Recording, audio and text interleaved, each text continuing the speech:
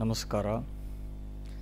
ಇತ್ತೀಚೆಗಷ್ಟೇ ಜೀವನ ಧರ್ಮ ಯೋಗದ ಬಗ್ಗೆ 10 ದಿವಸದ ಪ್ರವಚನಮಾಲೆಯನ್ನು ಡಾಕ್ಟರ್ ಗುರುರಾಜ ಕರಜಗಿ ಅವರಿಂದ ಕೇಳಿದೆವು. ಈಗ ಮತ್ತೆ 5 ದಿವಸಗಳ ಪ್ರವಚನಮಾಲೆ ಮಂಕುತಿಮ್ಮನ ಕಗ್ಗ ಕುರಿತು ಅವರಿಂದ ಕೇಳುವ ಸೌಭಾಗ್ಯ ನಮಗೆ ಸಿಗ್ತಾ ಇದೆ. ಈ 5 ದಿವಸದ ಪ್ರವಚನಮಾಲೆಗೆ ಸಂಸ್ಥೆಯ ಪರವಾಗಿ, ಪ್ರಾಯೋಜಕರ ಪರವಾಗಿ ಉಪನ್ಯಾಸಕರಾದ ಡಾಕ್ಟರ್ ಗುರುರಾಜ ಕರಜಗಿ ಅವರಿಗೆ ತಮಗೆ ಹಾರ್ದಿಕವಾದ ಸ್ವಾಗತವನ್ನು ಕೋರ್ತೇನೆ.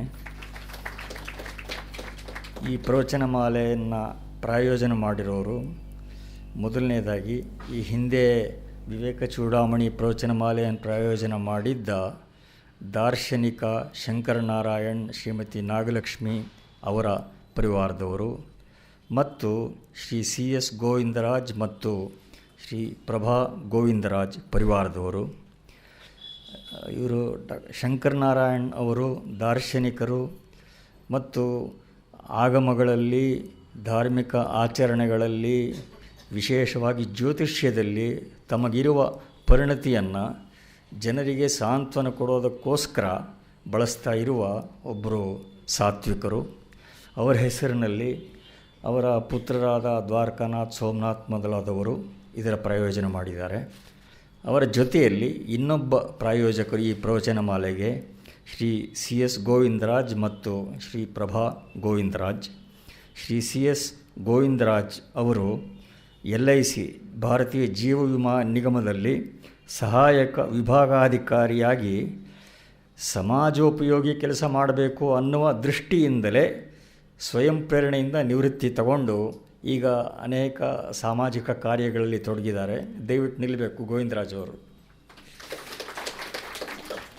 ಹಾಗೆಯೇ ಶ್ರೀಮತಿ ಪ್ರಭಾ ಗೋವಿಂದರಾಜ್ ಅವರು ಕೂಡ BP ಇಂಡಿಯನ್ ಹೈಸ್ಕೂಲ್ ಅದರಲ್ಲಿ ಅಧ್ಯಾಪಕಿಯಾಗಿ ಕೆಲಸ ಮಾಡ್ತಾ ಇದ್ದವರು.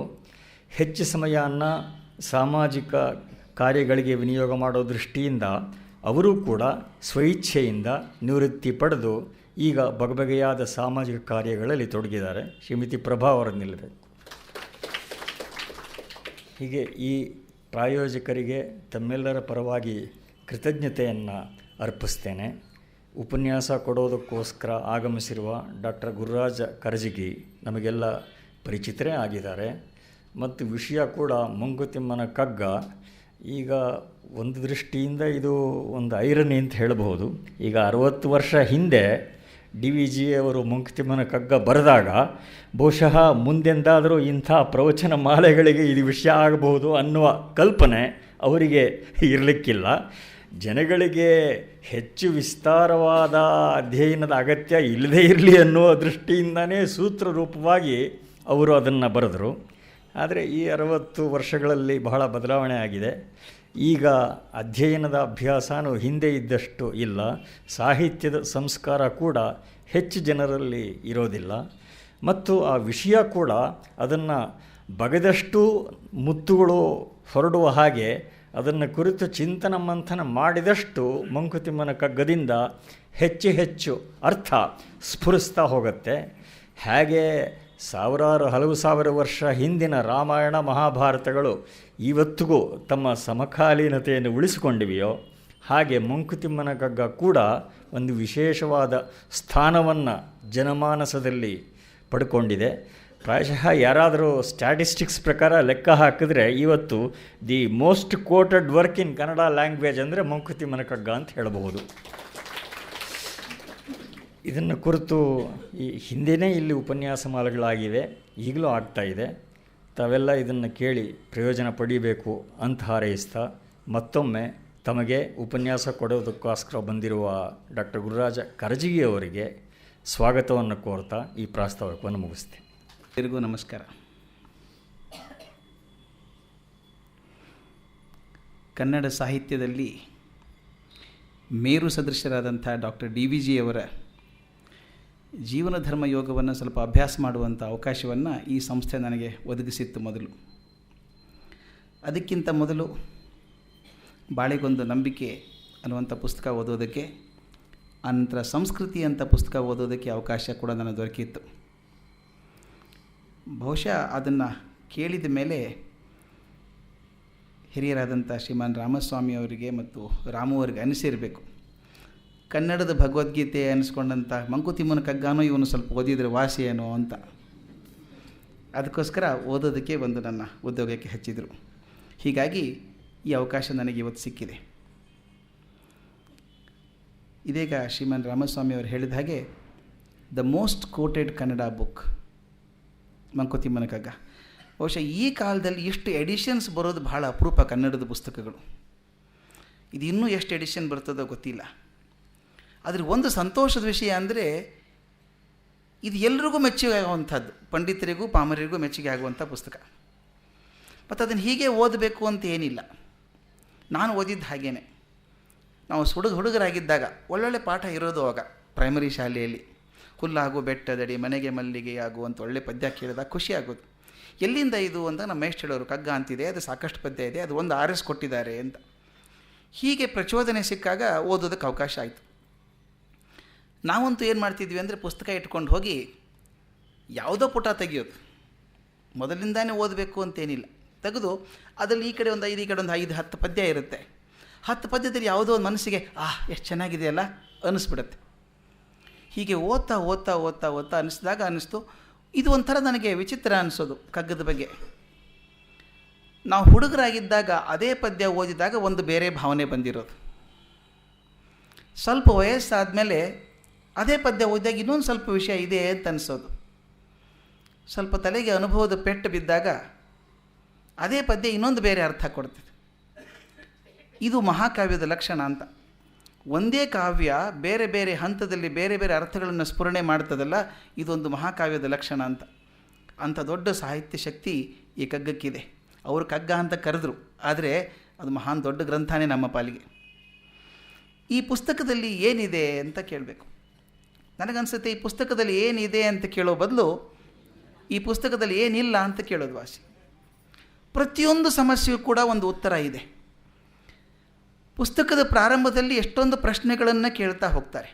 ನಮ್ಮ ಉಪನಿಷತ್ ಪರಂಪರೆನೇ ಹಾಗೆ, ಪ್ರಶ್ನೆ ಕೇಳಿ ಗುರುಗಳಿಂದ ಉತ್ತರ ಪಡ್ಕೊಳ್ಳುವಂಥದ್ದು.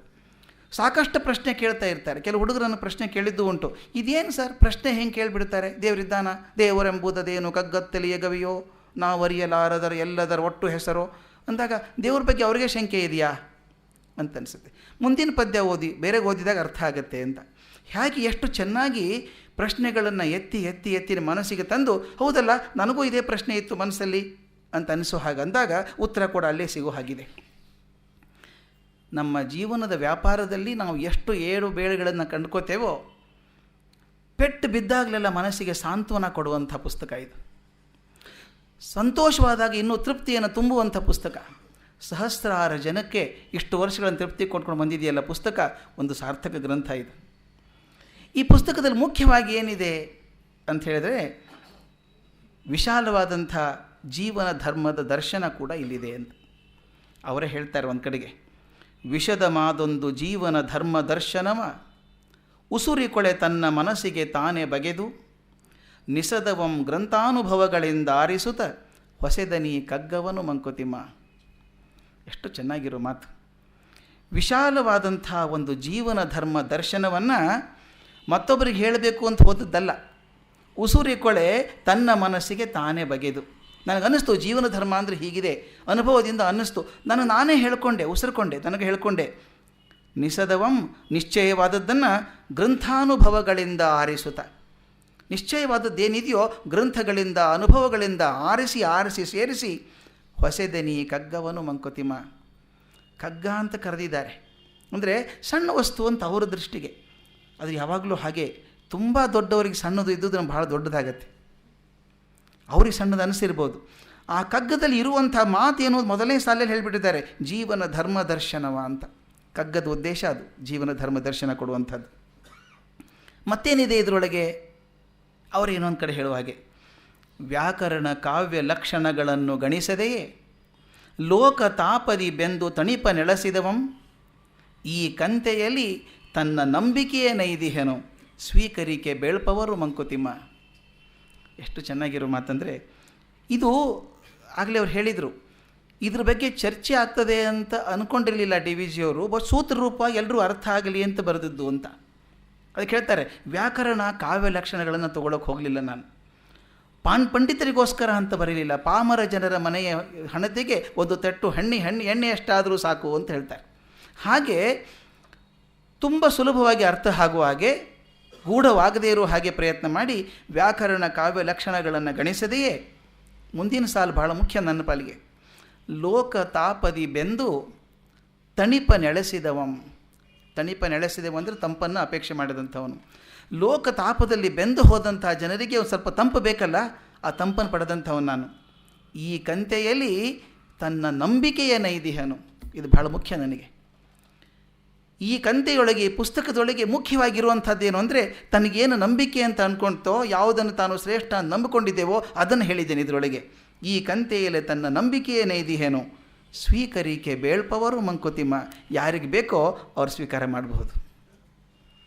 ನನ್ನ ನಂಬಿಕೆ ಇದು. ಜೀವನ ನೋಡಿದ್ದೇನೆ. ಲೋಕ ತಾಪದಿ ಬೆಂದು ತಣಿಪ ನೆಲೆಸಿದೆವಂ. ಲೋಕ ತಾಪದಲ್ಲಿ ಬೆಂದಾಗ ತಂಪು ಕೇಳ್ಕೊಂಡಲ್ಲ, ಅದೇನು ಅನ್ನಿಸ್ತೋ ನನಗೆ, ಈ ಕಂತೆಯಲ್ಲಿ ಆ ನಂಬಿಕೆಯನ್ನು ಹಾಕಿದ್ದೇನೆ. ಈ ನಂಬಿಕೆ ಯಾರಿಗೆ ಬೇಕೋ ಅವ್ರು ಪಡ್ಕೊಳ್ಬಹುದು ಅಂತ. ನನಗೆ ಪದ್ಯಗಳು ಶುರು ಆಗೋದಕ್ಕಿಂತ ಮೊದಲು ಒಂದು ಸಣ್ಣ ಕಥೆ ಇದೆ. ಅದು ನನಗೆ ಭಾಳ ಇಷ್ಟವಾದಂಥ ಕಥೆ. ಕೆಲವರು ಕಥೆ ಮುಖ್ಯ ಅಲ್ಲ, ಪದ್ಯ ಮುಖ್ಯ ಅಂತಾರೆ. ನನ್ನ ಪಾಲಿಗೆ ಅದು ಭಾಳ ಮುಖ್ಯವಾದಂಥದ್ದು ಕಥೆ. ಅದನ್ನು ಡಿ ವಿ ಜಿ ಕಗ್ಗದ ಕಥೆ ಅಂತ ಬರೆದಿದ್ದಾರೆ. ಕಗ್ಗದ ಕಥೆ ಮೊದಲು, ಅದು ಪೀಠಿಕಾ ರೂಪವಾಗಿರುವಂಥದ್ದು ಸುಂದರವಾದಂಥ ಕಥೆ. ಅದು ನನಗೆ ಬಹಳ ಮನಸ್ಸಿಗೆ ಹಿಡಿಸಿದ್ದು ಯಾಕೆ ಅಂದರೆ, ನನಗೆ ಅನಿಸಿದ ರೀತಿ ಅದು. ಆ ಕಥೆಯನ್ನು ಓದಿದರೆ ಒಂದು ಜೀವನ ಹೇಗಿರಬೇಕು, ಜೀವನದ ಆದರ್ಶ ಹೇಗಿರಬೇಕು ಅನ್ನೋದನ್ನು ಅದರಲ್ಲಿ ಬರೆದಿದ್ದಾರೆ ಅಂತ. ಕಥೆಯ ಪ್ರಕಾರ ಒಂದು ಸಣ್ಣ ಹಳ್ಳಿ. ಆ ಹಳ್ಳಿಯಲ್ಲಿ ಒಬ್ಬ ಮೇಷ್ಟ್ರು. ಆ ಮೇಷ್ಟ್ರ ಹೆಸರು ತಿಮ್ಮಗುರು ಅಂತ. ಒಳ್ಳೆಯ ಸಾಧು ಮನುಷ್ಯ, ತುಂಬ ಸಾಧು ಮನುಷ್ಯ. ಅಂದರೆ ಜನ ಅವನನ್ನು ಒಳ್ಳೆಯ ಹಾರುವಯ್ಯ ಅಂತ ಕರೆಯೋರು. ಇನ್ನು ಕೆಲವರು ಹಸು ಇದ್ದಾಗಿದ್ದಾನವನು, ಹಸುಳೆ ಇದ್ದಾಗಿದ್ದಾನೆ ಅಂತ ಹೇಳೋರಂತೆ. ಆತ ಮಕ್ಕಳಿಗೆ ಪಾಠ ಹೇಗೆ ಮಾಡ್ತಿದ್ದ ಅಂತ ಮೇಷ್ಟ್ರದ್ದವ್ರು ಸ್ವಲ್ಪ ಚೆನ್ನಾಗಿ ಕೇಳಿಸ್ಕೊಳ್ಬೇಕಾದಂಥ ಮಾತಿದ್ದು. ಅವನ ಮಕ್ಕಳಿಗೆ ಹೇಗೆ ಪಾಠ ಮಾಡ್ತಿದ್ದ ಅಂತ, ಮಕ್ಕಳನ್ನು ಹೆದರಿಸದೆ ಬೆದರಿಸದೆ ಸಮಯ ವ್ಯರ್ಥವಾಗದಂತೆ ಪ್ರೀತಿಯಿಂದ ಕಥೆ ಹೇಳಿ ನಗಿಸುತ್ತಾ ಅವರನ್ನು ಬೆಳೆಯಿಸುವನು. ಒಂದು ದಿನ ಗದರಿದ್ದಿಲ್ಲ, ಮಕ್ಕಳು ಯಾರೋ ಅವನಿಗೆ ಹೆದರಿ ಓಡಬೇಕಾಗ್ದಿಲ್ಲ.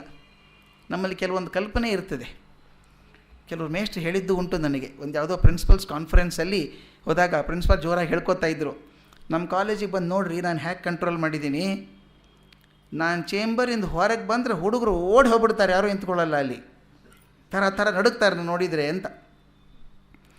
ನಾನು ಹೇಳಿದೆ, ಆಗೋದು ಕಾಡಿಗೆ ಹೋಗ್ಬಿಡಿ, ಅಲ್ಲಿ ಹುಲಿ ಸಿಂಹ ಸ್ವಲ್ಪ ತುಂಬ ಕಮ್ಮಿ ಆಗಿಬಿಟ್ಟಿದೆ, ಹೆದರ್ಸೋರಿಲ್ಲ ಅಲ್ಲಿ. ಮಕ್ಕಳು ನಿಮ್ಮನ್ನು ಕಂಡ್ರೆ ಓಡಿ ಹೋಗಬಾರ್ದು, ಅದಕ್ಕೆ ಓಡಿ ನಿಮ್ಮ ಕಡೆಗೆ ಬರಬೇಕು, ಆ ಪ್ರೀತಿಯಿಂದ ನಿಮ್ಗೆ ಓಡಿ ಬರಬೇಕು. ಅದನ್ನು ನೀವು ಹೇಳ್ತಾನೆ ತಿಮ್ಮಗುರು. ಮಕ್ಕಳು ಯಾರೂ ಹೆದರ್ತಿರ್ಲಿಲ್ಲ ಅವನಿಗೆ, ಅವನ ಕಡೆ ಓಡಿ ಬರೋರು, ಅವನ ಹತ್ರ ಮಾತಾಡಿಸ್ತಾ ನಗುತ್ತಾ ಕಲಿಸೋನು. ಅವನ ಸಂಸಾರ ಎಂಥದ್ದು, ಅರ್ಧ ಕುರುಡಿಯಾದಂಥ ತಾಯಿ. ಆ ತಾಯಿ ಜೊತೆಗೆ ತನ್ನ ತಂಗಿ ಮನೇಲಿದ್ದಾನೆ ಗುರು. ತನ್ನ ಸ್ವಂತ ಬೇರೆ ಮನೇಲಿ ಇಲ್ಲ ಅವನು, ತಂಗಿ ಮನೇಲೇ ಇದ್ದಾನೆ. ತಂಗಿ ಗಂಡನ ಜೊತೆಗೆ ಸುಖವಾಗಿದ್ದಾಳೆ, ಆ ಮನೇಲಿದ್ದಾನೆ. ಯಾಕಂದರೆ ಅವ್ನು ಮದುವೆ ಆಗಲಿಲ್ಲ ಅಂತ. ತಿಮ್ಮಗುರು ಮದುವೆ ಆಗಲಿಲ್ಲ. ಎಷ್ಟು ಚೆಂದ ಬರೀತಾರೆ ಅಂತ, ತಪ್ಪದೇ ಓದಬೇಕಾದಂಥದ್ದು. ತಾವು ದಯವಿಟ್ಟು ಓದಬೇಕದನ್ನು. ಅವನು ಯಾಕೆ ಮದುವೆ ಆಗಲಿಲ್ಲ ಅಂತ ಡಿ ವಿ ಜಿ ಒಂದು ಕಾರಣ ಕೊಡ್ತಾರೆ. 6 ಮರಿಯರು ಅವನು ಮದುವೆ ಆಗದಿದ್ದೇತಕೋ, ಬಡವನೆಂದೋ ಚೆಲುವನಲ್ಲವೆಂದೋ ಹೆಣ್ಣು ಹೆತ್ತವರು ಕೊಡಲು ಬಾರದಿದ್ದರೇನೋ. ಬಡವ ಇದ್ದಾನೆ, ಚೆಲುವ ಇಲ್ಲ ಅಂತ ಹೆಣ್ಣು ಹೆತ್ತವರು ಕೊಡೋಕೆ ಬರಲಿಲ್ವೇನೋ, ಅವನೇ ಬೇಡವೆಂದನೋ ಅಥವಾ ಅವನೇ ಬೇಡ ಅನ್ನೋ ಗೊತ್ತಿಲ್ಲ. ಹೇಗೆ ಇರಲಿ, ವರ್ಷ 5 ದಶಕಗಳನ್ನು ಕಳೆದವನು. 50 ವರ್ಷ ಆಗಿದೆ ಅವನಿಗೆ. 50 ವರ್ಷ ಆಯಿತು, ಮದುವೆ ಆಗಲಿಲ್ಲ. ಮುಂದಿನ ಸಾಲು ಎಷ್ಟು, ಈ ಸಾಲುಗಳನ್ನು ತಾವು ದಯವಿಟ್ಟು ಗಮನಿಸಬೇಕು. ನನಗೆ ಆ ಕಥೆ ಯಾಕೆ ಇಷ್ಟ ಆಗತ್ತಂದರೆ, ಅದು ಎಬಿಲಿಟಿ ಇದೆಯಲ್ಲ ಡಿ ವಿ ಜಿದು. 3 ಸಾಧಾರಣ ಮಾತುಗಳನ್ನು ಹೇಳ್ದಂಗೆ ಟಕ್ ಅಂತ ಮೇಲಕ್ಕೆ ಹೋಗ್ಬಿಡ್ತಾರೆ ಒಂದೇ ಸಲ. ನಮ್ಮ ಜೀವನಕ್ಕೆ ಆದರ್ಶ ಕೊಟ್ಬಿಡ್ತಾರೆ. ಅವ್ರು ಬರೀದು ನೋಡಿ, ಕಡೆ ಸಾಲು ಹೇಗಿದೆ ಅಂದರೆ, ನೀಗುತ್ತಿದ್ದ ಆಯುವನ್ನು ಸರಳ ಮನದ ತೃಪ್ತಿಯಿಂದ. ಮದುವೆ ಆಗಲಿಲ್ಲ, ಕೊರಗಿಲ್ಲ ಅವನಿಗೆ. ಹೇಳ್ತಾನೆ, ನೀಗುತ್ತಿದ್ದ ಆಯುವನ್ನು ಕಳೆದು ಹೋಗ್ತಿತ್ತಲ್ಲ ವಯಸ್ಸು, ಅದನ್ನು ಹ್ಯಾಕೆ ಕಳೆದ ಅವನು ಅಂದರೆ ಸರಳ ಮನದ ತೃಪ್ತಿಯಿಂದ ಕಳೆದ. ಇಲ್ಲಿ ಆ ತಂಗಿಗೆ ಒಬ್ಬನೇ ಮಗ, ಅವನ ಹೆಸರು ಸೋಮಿ ಅಂತ ಹೆಸರು. ಆ ಕಥೆ ಎಷ್ಟು ಚೆನ್ನಾಗಿ ಅಂದ್ರ ಕಟ್ಟಿದ್ದಾರೆ ನೋಡಿ. ಆ ಹುಡುಗನ ಹೆಸರು ಸೋಮಿ ಅಂತ. ಆ ಸೋಮಿ ಅಂದರೆ ಈ ತಿಮ್ಮಗುರುವಿಗೆ ಜೀವ, ಅವನೇ ಬೆಳೆಸೋದು. ಅವ್ರ ಮಾತಲ್ಲಿ ಹೇಳೋದಾದರೆ, ಇವನೇ ತಿಮ್ಮಗುರುವಿಗೆ ಜೀವ, ಇವನೇ ಲೋಕ ಎಲ್ಲವೂ. ತಿಮ್ಮಗುರುವಿನ ಕಣ್ಣು ಆತ, ಕಣ್ಣಿನ ಮಣಿ. ಅವನ ಜೋಪಾನ ಮಾಡೋದು ಅವನ ಪ್ರೀತಿ. ಮಾವನು ಇವನೆತ್ತಿ ನಡೆಸಿ ಲಾಲಿಸಿ ಪ್ರೇಮದ ಅಂಗಿ ತೊಡಿಸಿ ಪದ್ಯ ಕಲಿಸಿ ಬರಹ ತಿದ್ದಿಸಿ ನೋಡಿ ಮಾವ ಸಂತೋಷ ಪಡುತ್ತಿದ್ದನು. ಅಳಿಯನ ಮೇಲೆ ತುಂಬ ಪ್ರೀತಿ, ಅವನೊಬ್ಬನು ಬೆಳೆಸ್ಕೊಂಡ್ಬಿಟ್ಟಿದ್ದಾನೆ, ಹಚ್ಕೊಂಡ್ಬಿಟ್ಟಿದ್ದಾನೆ ತುಂಬ.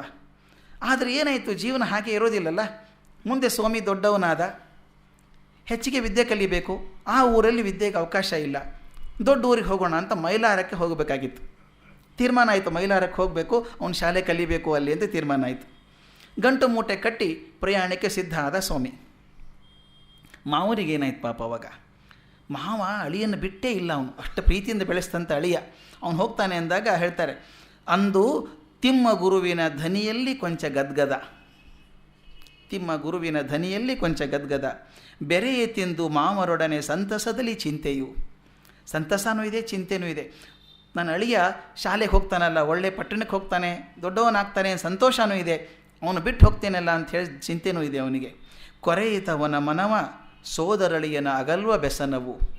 ಸೋದರಳಿಯನ ಅಗಲ್ಬೇಕಲ್ವ ಅಂಥ ವ್ಯಸನ ಅವನಲ್ಲಿ ಸೇರಿಕೊಂಡು ಕೊರೀತಾ ಇತ್ತು ಮನಸ್ಸನ್ನು.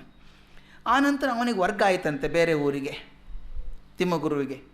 ವರ್ಗ ಆದಮೇಲೆ 1 ತಿಂಗಳು ಹೋಗಿ ಆಗಿದೆ ಸ್ವಾಮಿ ಶಾಲೆಗೆ ಹೋಗೀಗ. ನೋಡ್ಕೊಂಬರೋಣ ಸೋದರಳಿಯನ್ನ ಅಂತ ಹೋದನಂತೆ ಪಟ್ಟಣಕ್ಕೆ. ಅವನು ಗೊತ್ತಿಲ್ಲ ಪಾಪ ಹಳ್ಳಿ ಮನುಷ್ಯ. ಅಲ್ಲಿ ಇಲ್ಲಿ ಹುಡುಕಾಡಿ ಕೊನೆಗೆ ಶಾಲೆ ಪತ್ತೆ ಹಚ್ಚಿ ಗೊತ್ತಾಯಿತು, ಸ್ವಾಮಿ ಆ ಶಾಲೆ ಮೈದಾನದಲ್ಲಿ ಆಟ ಆಡ್ತಿದ್ದಾನೆ ಅಂತ ಗೊತ್ತಾಯಿತು. ಅಲ್ಲಿ ಹೋಗಿ ಈ ಹಳ್ಳಿ ಮೇಷ್ಟ್ರು, ಭಾಳ ಚೆನ್ನಾಗಿದೆ, ಹರಕರಂಗಿ ಕುರುಚುಗಡ್ಡ ಹಳ್ಳಿ ವೇಷ ಅವನದು ಅಂತ.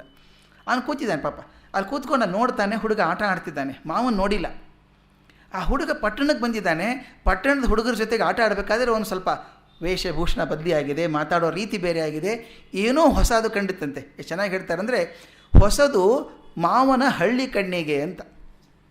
ಹಳ್ಳಿ ಕಣ್ಣಿನ ಮಾವನಿಗೆ ಇದೇನೋ ಹೊಸದು ಕಂಡಿಸ್ತು. ಸ್ವಾಮಿ ಬದಲಾಯಿಸಿಬಿಟ್ಟಿದ್ದಾನೆ ಅನ್ನಿಸ್ತಂತೆ ಅವನು ನೋಡಿ, ಏನೋ ತುಂಬ ಬದಲಾಯಿಸಿದ್ದಾನೆ ಅಂತ.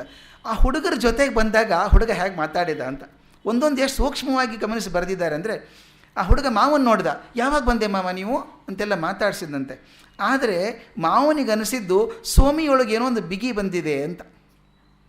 ಬಿಗಿ ಬಂದಿರೋ ಕಾರಣ ಸ್ನೇಹಿತರಿದ್ದಾರಲ್ಲ ಸುತ್ತಮುತ್ತಲ, ಸ್ನೇಹಿತರಿದ್ದಾರೆ. ಬಹುಶಃ ಸ್ವಾಮಿ ಅಂದ್ಕೊಂಡೇನೋ ಈ ಹಳೆ ಕಾಲದ ಮಾವ ಅಂದ್ಕೊಂಡೇನೋ, ಇವನಿಗನಿಸಿದ್ದು ಅವನ ಬದಲೇ ಅವನು ಬಿಗಿ ಬಂತೇನೋ, ಇವನೇ ಸ್ವಾಮಿನ ನಮ್ಮ ಹುಡುಗನೇ ಅಂತನ್ನುವಂಥ ವ್ಯತ್ಯಾಸ ಬಂತು.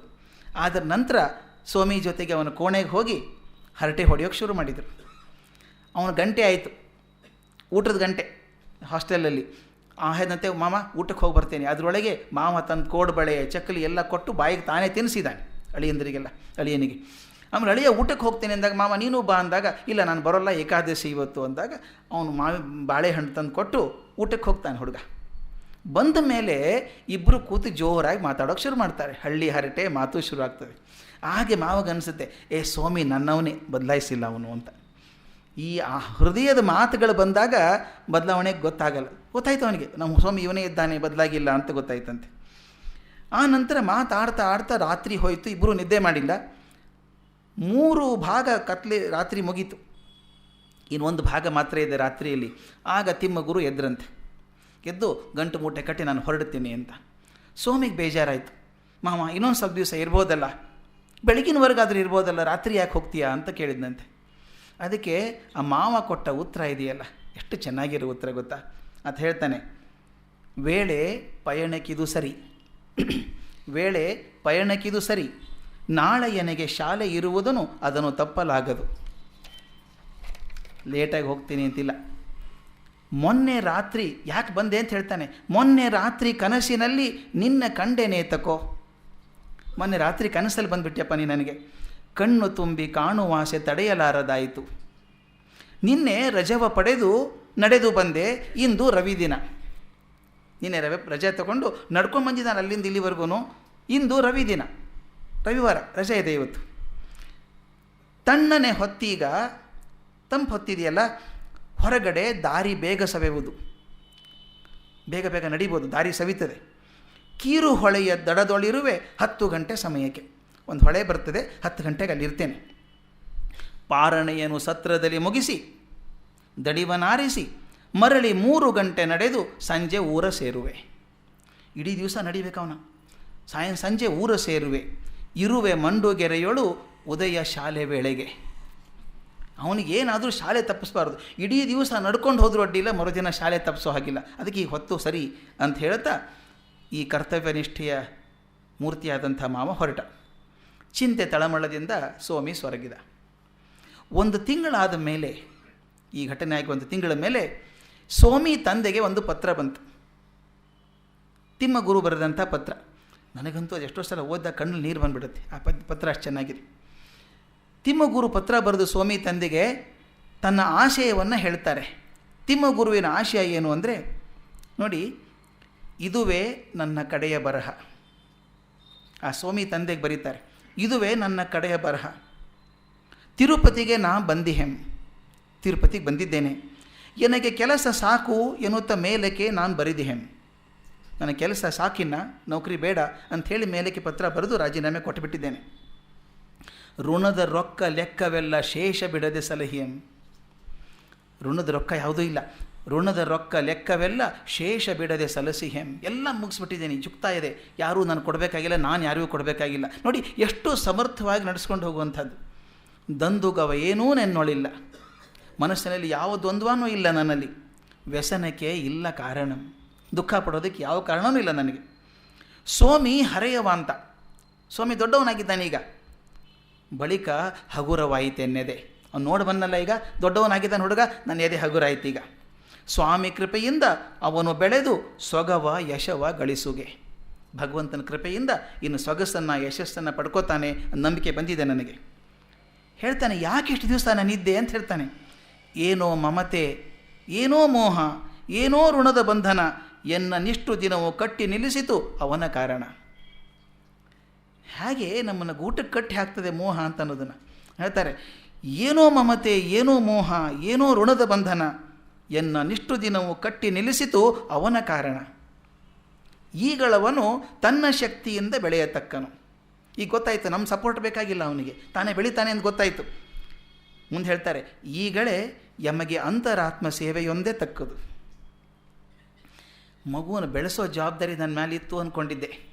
ಮಗು ದೊಡ್ಡವನಾಗಿದ್ದಾನೆ, ಇನ್ನು ತಾನು ಬೆಳಿತಾನೆ, ಇನ್ನು ನನಗೆ ಆ ಕೆಲಸ ಇಲ್ಲ. ಈಗಳೆಮಗೆ ಅಂತರಾತ್ಮ ಸೇವೆಯೊಂದೇ ತಕ್ಕುದು.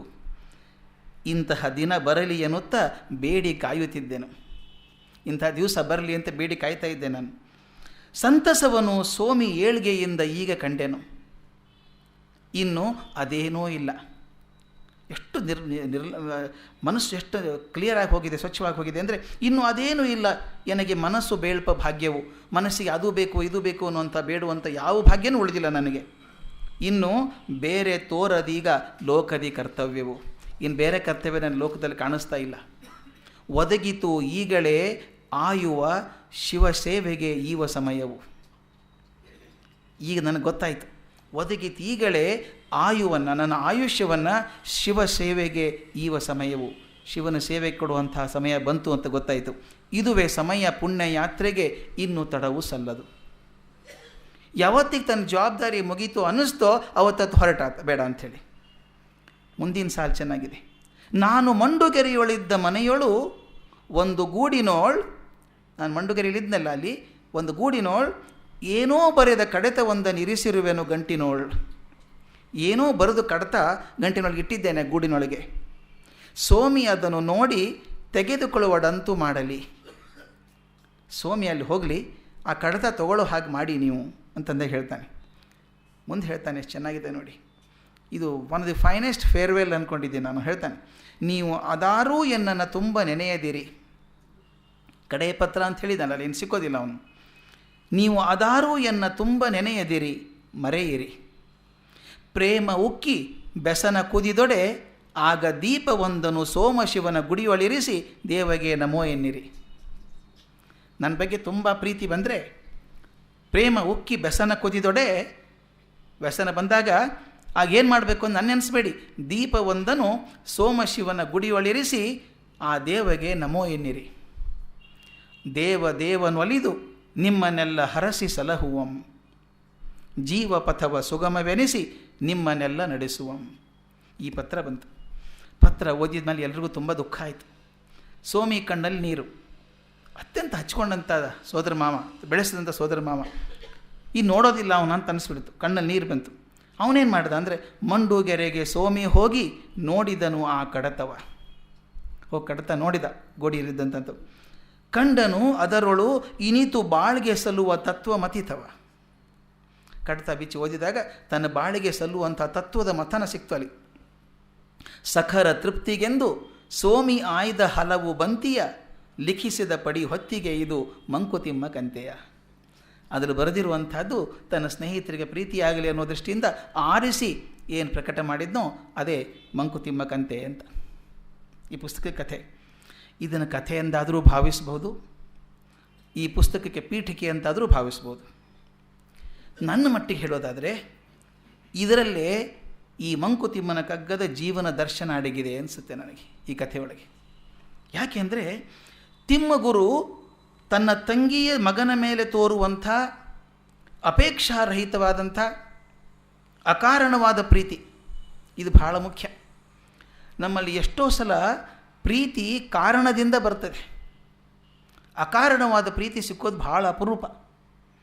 ನನ್ನ ಮಗ ಆದ್ದರಿಂದ ನನಗೆ ಅವನ ಮೇಲೆ ಪ್ರೀತಿ, ಮುಂದೆ ನನ್ನ ವಯಸ್ಸಾದ ನನ್ನ ರಕ್ಷಣೆ ಮಾಡ್ಬೋದೇನೋ ಅಂತ ಒಂದೊಂದು ಆಸೆ, ಅಥವಾ ನನ್ನವರು ನನ್ನ ಬಳಗ ಅವನ ಜೊತೆಗಿದ್ದಾನೆ ಅಂತ.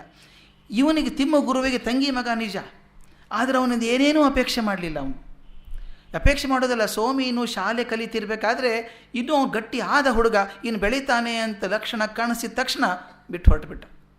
ನೋಡಿ ಅವ್ರು ಹೇಳ್ತಾನೆ, ಈ ಅಕಾರಣವಾದಂಥ ಪ್ರೀತಿ ಅವನ ಕರ್ತವ್ಯ ಪ್ರಜ್ಞೆ ತಾವು ಗಮನಿಸಬೇಕು. ಶಾಲೆಯಲ್ಲಿ ಮೇಷ್ಟ್ರಾಗಿದ್ದವನು ಮಕ್ಕಳನ್ನು ಪ್ರೀತಿಯಿಂದ ಬೆಳೆಸುವಂಥವನು ಇಡೀ ದಿವಸ ನಡ್ಕೊಂಡು ಬಂದು ಸಾಯಂಕಾಲ ಸ್ವಲ್ಪ ಹೊತ್ತು ಅಳಿಯನ ಜೊತೆಗಿದ್ದು ಮರುದಿನ ರಾತ್ರಿಯಲ್ಲೇ ಹೊರಟುಬಿಟ್ಟು ಹಗಲೆಲ್ಲ ನಡೆದು ಶಾಲೆಗೆ ಹೋಗಿ ಮರುದಿನ ಶಾಲೆ ತಪ್ಪಿಸು ಹೋಗಿಲ್ಲ, ಲೇಟಾಗಿ ಹೋಗಬಾರ್ದು, ಸಮಯ ಪ್ರಜ್ಞೆ ನೋಡಿ, ಅಂಥ ಕರ್ತವ್ಯ ಪ್ರಜ್ಞೆ ಅವನ ಜೀವನದಲ್ಲಿ ಮುಖ್ಯವಾಗಿ ಕಾಣೋದಂದರೆ ಅಂಟಿಯೂ ಅಂಟದಿರುವಂಥ ಬಗೆ. ಎಷ್ಟು ಹಚ್ಕೊಂಡಿದ್ದಾನೆ ಅಳಿಯನ್ನು, ಎಲ್ಲ ಜೀವನದ ಕಣ್ಣೇ ಅವನಾಗಿದ್ದಾನೆ ಸೋಮಿ. ಆದರೆ ಸೋಮಿ ಬೆಳೆದ ಅಂತ ಅನಿಸಿದ ತಕ್ಷಣ ಬಿಟ್ಟು ಹೋಗೋದಿದೆಯಲ್ಲ, ಇದು ಬಹಳ ಕಷ್ಟದ ಕೆಲಸ. ಇದು ಅಂಟುಕೊಳ್ಳೋದು ಬಹಳ ಸುಲಭ, ನಮಗೆ ಬಿಡಿಸ್ಕೊಳ್ಳೋದು ಬಹಳ ಕಷ್ಟ. ಎಷ್ಟು ಸುಲಭವಾಗಿ ಬಿಡಿಸ್ಕೊಂಡು ಹೋಗ್ತಾನೆ ಸೋಮಿ, ದೊಡ್ಡವನಾಗ್ತಾನೆ ಸ್ವಾಮಿ ಕೃಪೆಯಿಂದ ಅಂತ ಅನಿಸ್ಬಿಟ್ಟಿದೆ ನನಗೆ, ಆದ್ದರಿಂದ ನನಗೆ ಪುಣ್ಯಯಾತ್ರೆಗೆ ತೀರ್ಥಯಾತ್ರೆಗೆ ಸಮಯ ಬಂತು ನನಗೆ ಅಂತ ಹೊರಟುಬಿಟ್ಟ.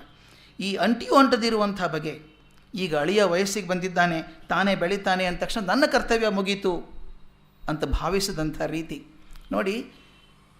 ಕರ್ತವ್ಯ ವಿಮುಖರಾಗ್ತವೆ ಕೆಲವು ಸಲ. ನಾನು ಕರ್ತವ್ಯ ಮಾಡಲಿಕ್ಕಾಗಲಿಲ್ಲ ಅಂತ ಹೇಳೋ ಸುಲಭ, ಕರ್ತವ್ಯ ಮುಗೀತು ನನ್ನ ಕರ್ತವ್ಯ ಅಂತ ಗೊತ್ತಾಗೋದು. ಯಾರೊಬ್ರು ಹೇಳ್ತಾ ಇದ್ರು, ಆಯಿತು ನಿಮ್ಮ ಮಗನ ಮದುವೆ ಆಯಿತಾ ಅಂತ ಕೇಳಿದ್ರಂತೆ. ಮಗು ಆಯ್ತಲ್ಲ, ಈಗ 8 ವರ್ಷ ಮೊಮ್ಮಗನಿಗೆ ಅಂದ್ರಂತೆ. ಓಹ್ ಹೌದಾ, ನೋಡಿರಲಿಲ್ಲ ತುಂಬ ವರ್ಷ ಅಂಥೇಳಿ. ನಿಮಗೆ ಎಷ್ಟು ವಯಸ್ಸೀಗ ಅಂತ ಕೇಳಿದ್ರಂತೆ. ಹೇಳಿದರು ಒಂದು 85 86 ಅಂತೇನು ಹೇಳಿರಬೇಕು. ನನಗಿನ್ನೇನು ಆಸೆ ಇಲ್ಲಪ್ಪ, ಮೊಮ್ಮಗನ ತಲೆ ಮೇಲೆ 4 ಅಕ್ಕಿ ಕಾಳು ಹಾಕಿದರೆ ಸಾಕು, ತಪ್ಪೇನಿಲ್ಲ. ಅಂದರೆ ಎಲ್ಲಿಗೆ ಸಾಕು ಅಂತ ಗೆರೆ ಬರೋಲ್ಲ ಅಂತ, ಎಲ್ಲಿಗೆ ಸಾಕು ಅಂತ ಗೆರೆ ಬರೋಲ್ಲ. ಹಾಗೆ ಇಲ್ಲಿ ನೋಡಿ ಎಷ್ಟು ಚೆನ್ನಾಗಿದೆ ಹೇಳ್ತಾನೆ ಅವನು. ಸೋಮಿ ದೊಡ್ಡವನು ಆದ ಅಂತ ನನಗೆ ಅನಿಸಿದ ತಕ್ಷಣ ಸಾಕು ಅನಿಸ್ಬಿಟ್ಟ. ಗೆರೆ ಹಾಕ್ಕೊಳ್ಳೋದಿದೆಯಲ್ಲ ನೋಡಿ, ಇದು ಮಾತು ಹೇಳ್ತಾರೆ, 2-3 ವಿಷಯದಲ್ಲಿ ಗೆರೆ ಹಾಕ್ಕೊಳ್ಳೋದು ತುಂಬ ಕಷ್ಟ ಅಂತ. ನಮ್ಮ ಆಯುಷ್ಯನ ವಿಷಯದಲ್ಲಿ, ಹಣದ ವಿಷಯದಲ್ಲಿ ಅಂತ ಹೇಳ್ತಾರೆ. ಹಣ ಎಷ್ಟು ಸಾಕು ಅನಿಸುತ್ತೆ, ಎಲ್ಲಿ ಗೆರೆ ಹಾಕೋದು, ಅದನ್ನು ಎಷ್ಟಕ್ಕೆ ಸಾಕು ಅಂತ ಹೇಳಿ. ಗೆರೆ ಹಾಕೋಕ್ಕೆ ಹೋದಾಗ ಕೈ ನಿಂತ್ಕೊಳ್ಳುತ್ತೆ, ಇನ್ನೊಂಚೂರು ಮುಂದೆ ಹಾಕಿಬಿಡ್ರಿ ಅಂತ ಅನಿಸುತ್ತೆ. ಹೀಗೆ ಇದ್ದಾಗಿ ಗೆರೆ ಹಾಕ್ಕೊಳ್ಳೋದು ತನ್ನ ಕರ್ತವ್ಯ ಮುಗಿಯಿತು ಎಂದು ಭಾವಿಸಿದಂಥ ರೀತಿ. ಹಾಗೆ ಭಾವಿಸಿದ ತಕ್ಷಣ ಮಾಗಿದ ಹಣ್ಣು ಮರವನ್ನು ಬಿಟ್ಟು ಹೇಗೆ ಕಳಚಿ ಬೀಳ್ತದೋ ಹಾಗೆಲ್ಲ ಸಂಬಂಧಗಳನ್ನು ಬಿಡಿಸಿಕೊಂಡು ಹೊರಡುವಂಥ ರೀತಿ, ಇವೆಲ್ಲ ಅನ್ಯಾದೃಶ್ಯವಾದಂಥವು, ನಮಗೆಲ್ಲ ಆದರ್ಶಪ್ರಾಯವಾದಂಥ ರೀತಿ.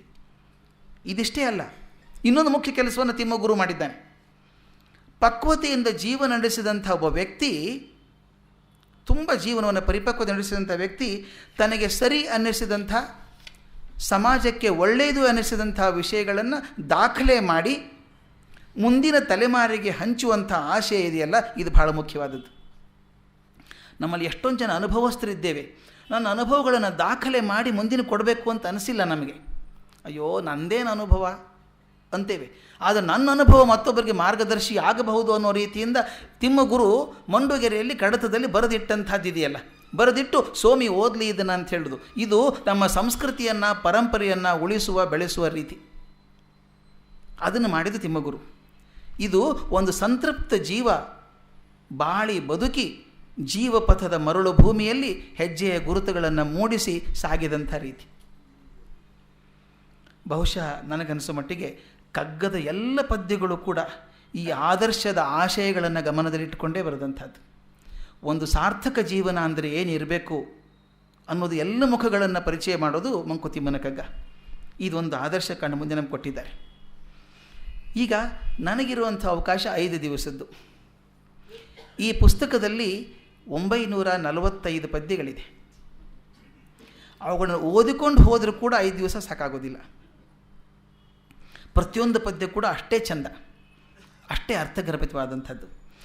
ನಾನು ತುಂಬ ಶ್ರಮಪಟ್ಟದ್ದು ಅಂತಂದರೆ ಓದೋದಕ್ಕೆ ತುಂಬ ಖುಷಿ, ಇದು ತುಂಬ ಪ್ರೀತಿ ಬರುತ್ತೆ.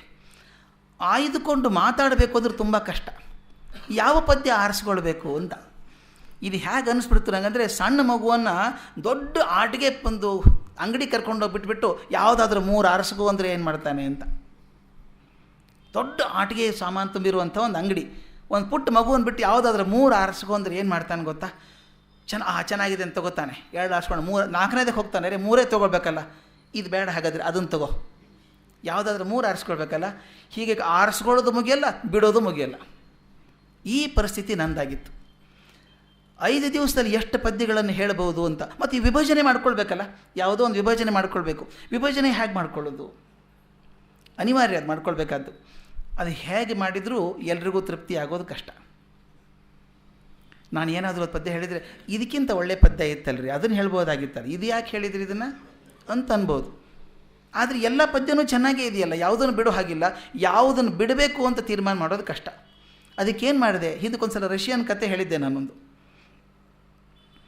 ಒಬ್ಬ ರಷ್ಯಾ ದೇಶದ ಚಕ್ರವರ್ತಿದ ಕತೆ ಹೇಳಿದ್ದೆ.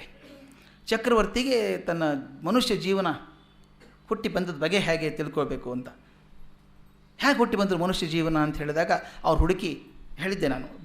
ಎಲ್ಲ ಜ್ಞಾನಿಗಳೆಲ್ಲ ಸೇರ್ಕೊಂಡ್ಬಿಟ್ಟು ಹೇಳಿದ್ರಂತೆ, 10 ವರ್ಷ ಆದರೂ ಬೇಕಾಗತ್ತೆ, ಅವನಟ್ಟು ಅಷ್ಟು ಕೊಡೋಲ್ಲ ಟೈಮು, 5 ವರ್ಷದಲ್ಲಿ ಮಾಡಬೇಕು. ಮನುಷ್ಯರು ಹೇಗೆ ಹುಟ್ಟಿದ್ರು, ಹೇಗೆ ಬದುಕಿದ್ರು, ಹೇಗೆ ಹೋದರು ಅವ್ರದ್ದೆಲ್ಲ ಬರೀರಿ ಅಂತ ಹೇಳಿದ್ರಂತೆ. 5 ವರ್ಷ ಕಷ್ಟಪಟ್ಟು ಹೊಸ ಕಾಗದದ ಕಾರ್ಖಾನೆಗಳೇ ಶುರು ಆಯ್ತಂತೆ. ಬರೆದು ಕೊನೆಗಿಟ್ಟು ರಾಜ ಹೇಳಿದಂತೆ, ಪ್ರಧಾನಿ ಬಂದು, ನೋಡಿ ರಾಜ, ನೀ ಅಪೇಕ್ಷೆ ಪಟ್ಟಿದ್ದಿಲ್ಲಪ್ಪ ಮನುಷ್ಯ ಜನಾಂಗದ ಇತಿಹಾಸ, ಅಲ್ಲಿ ಹೊರಗಡೆ ಕಿಟಕಿಯಿಂದ ಇದೆ ನೋಡು ಅಂತ ಹೇಳಿದ್ರಂತೆ.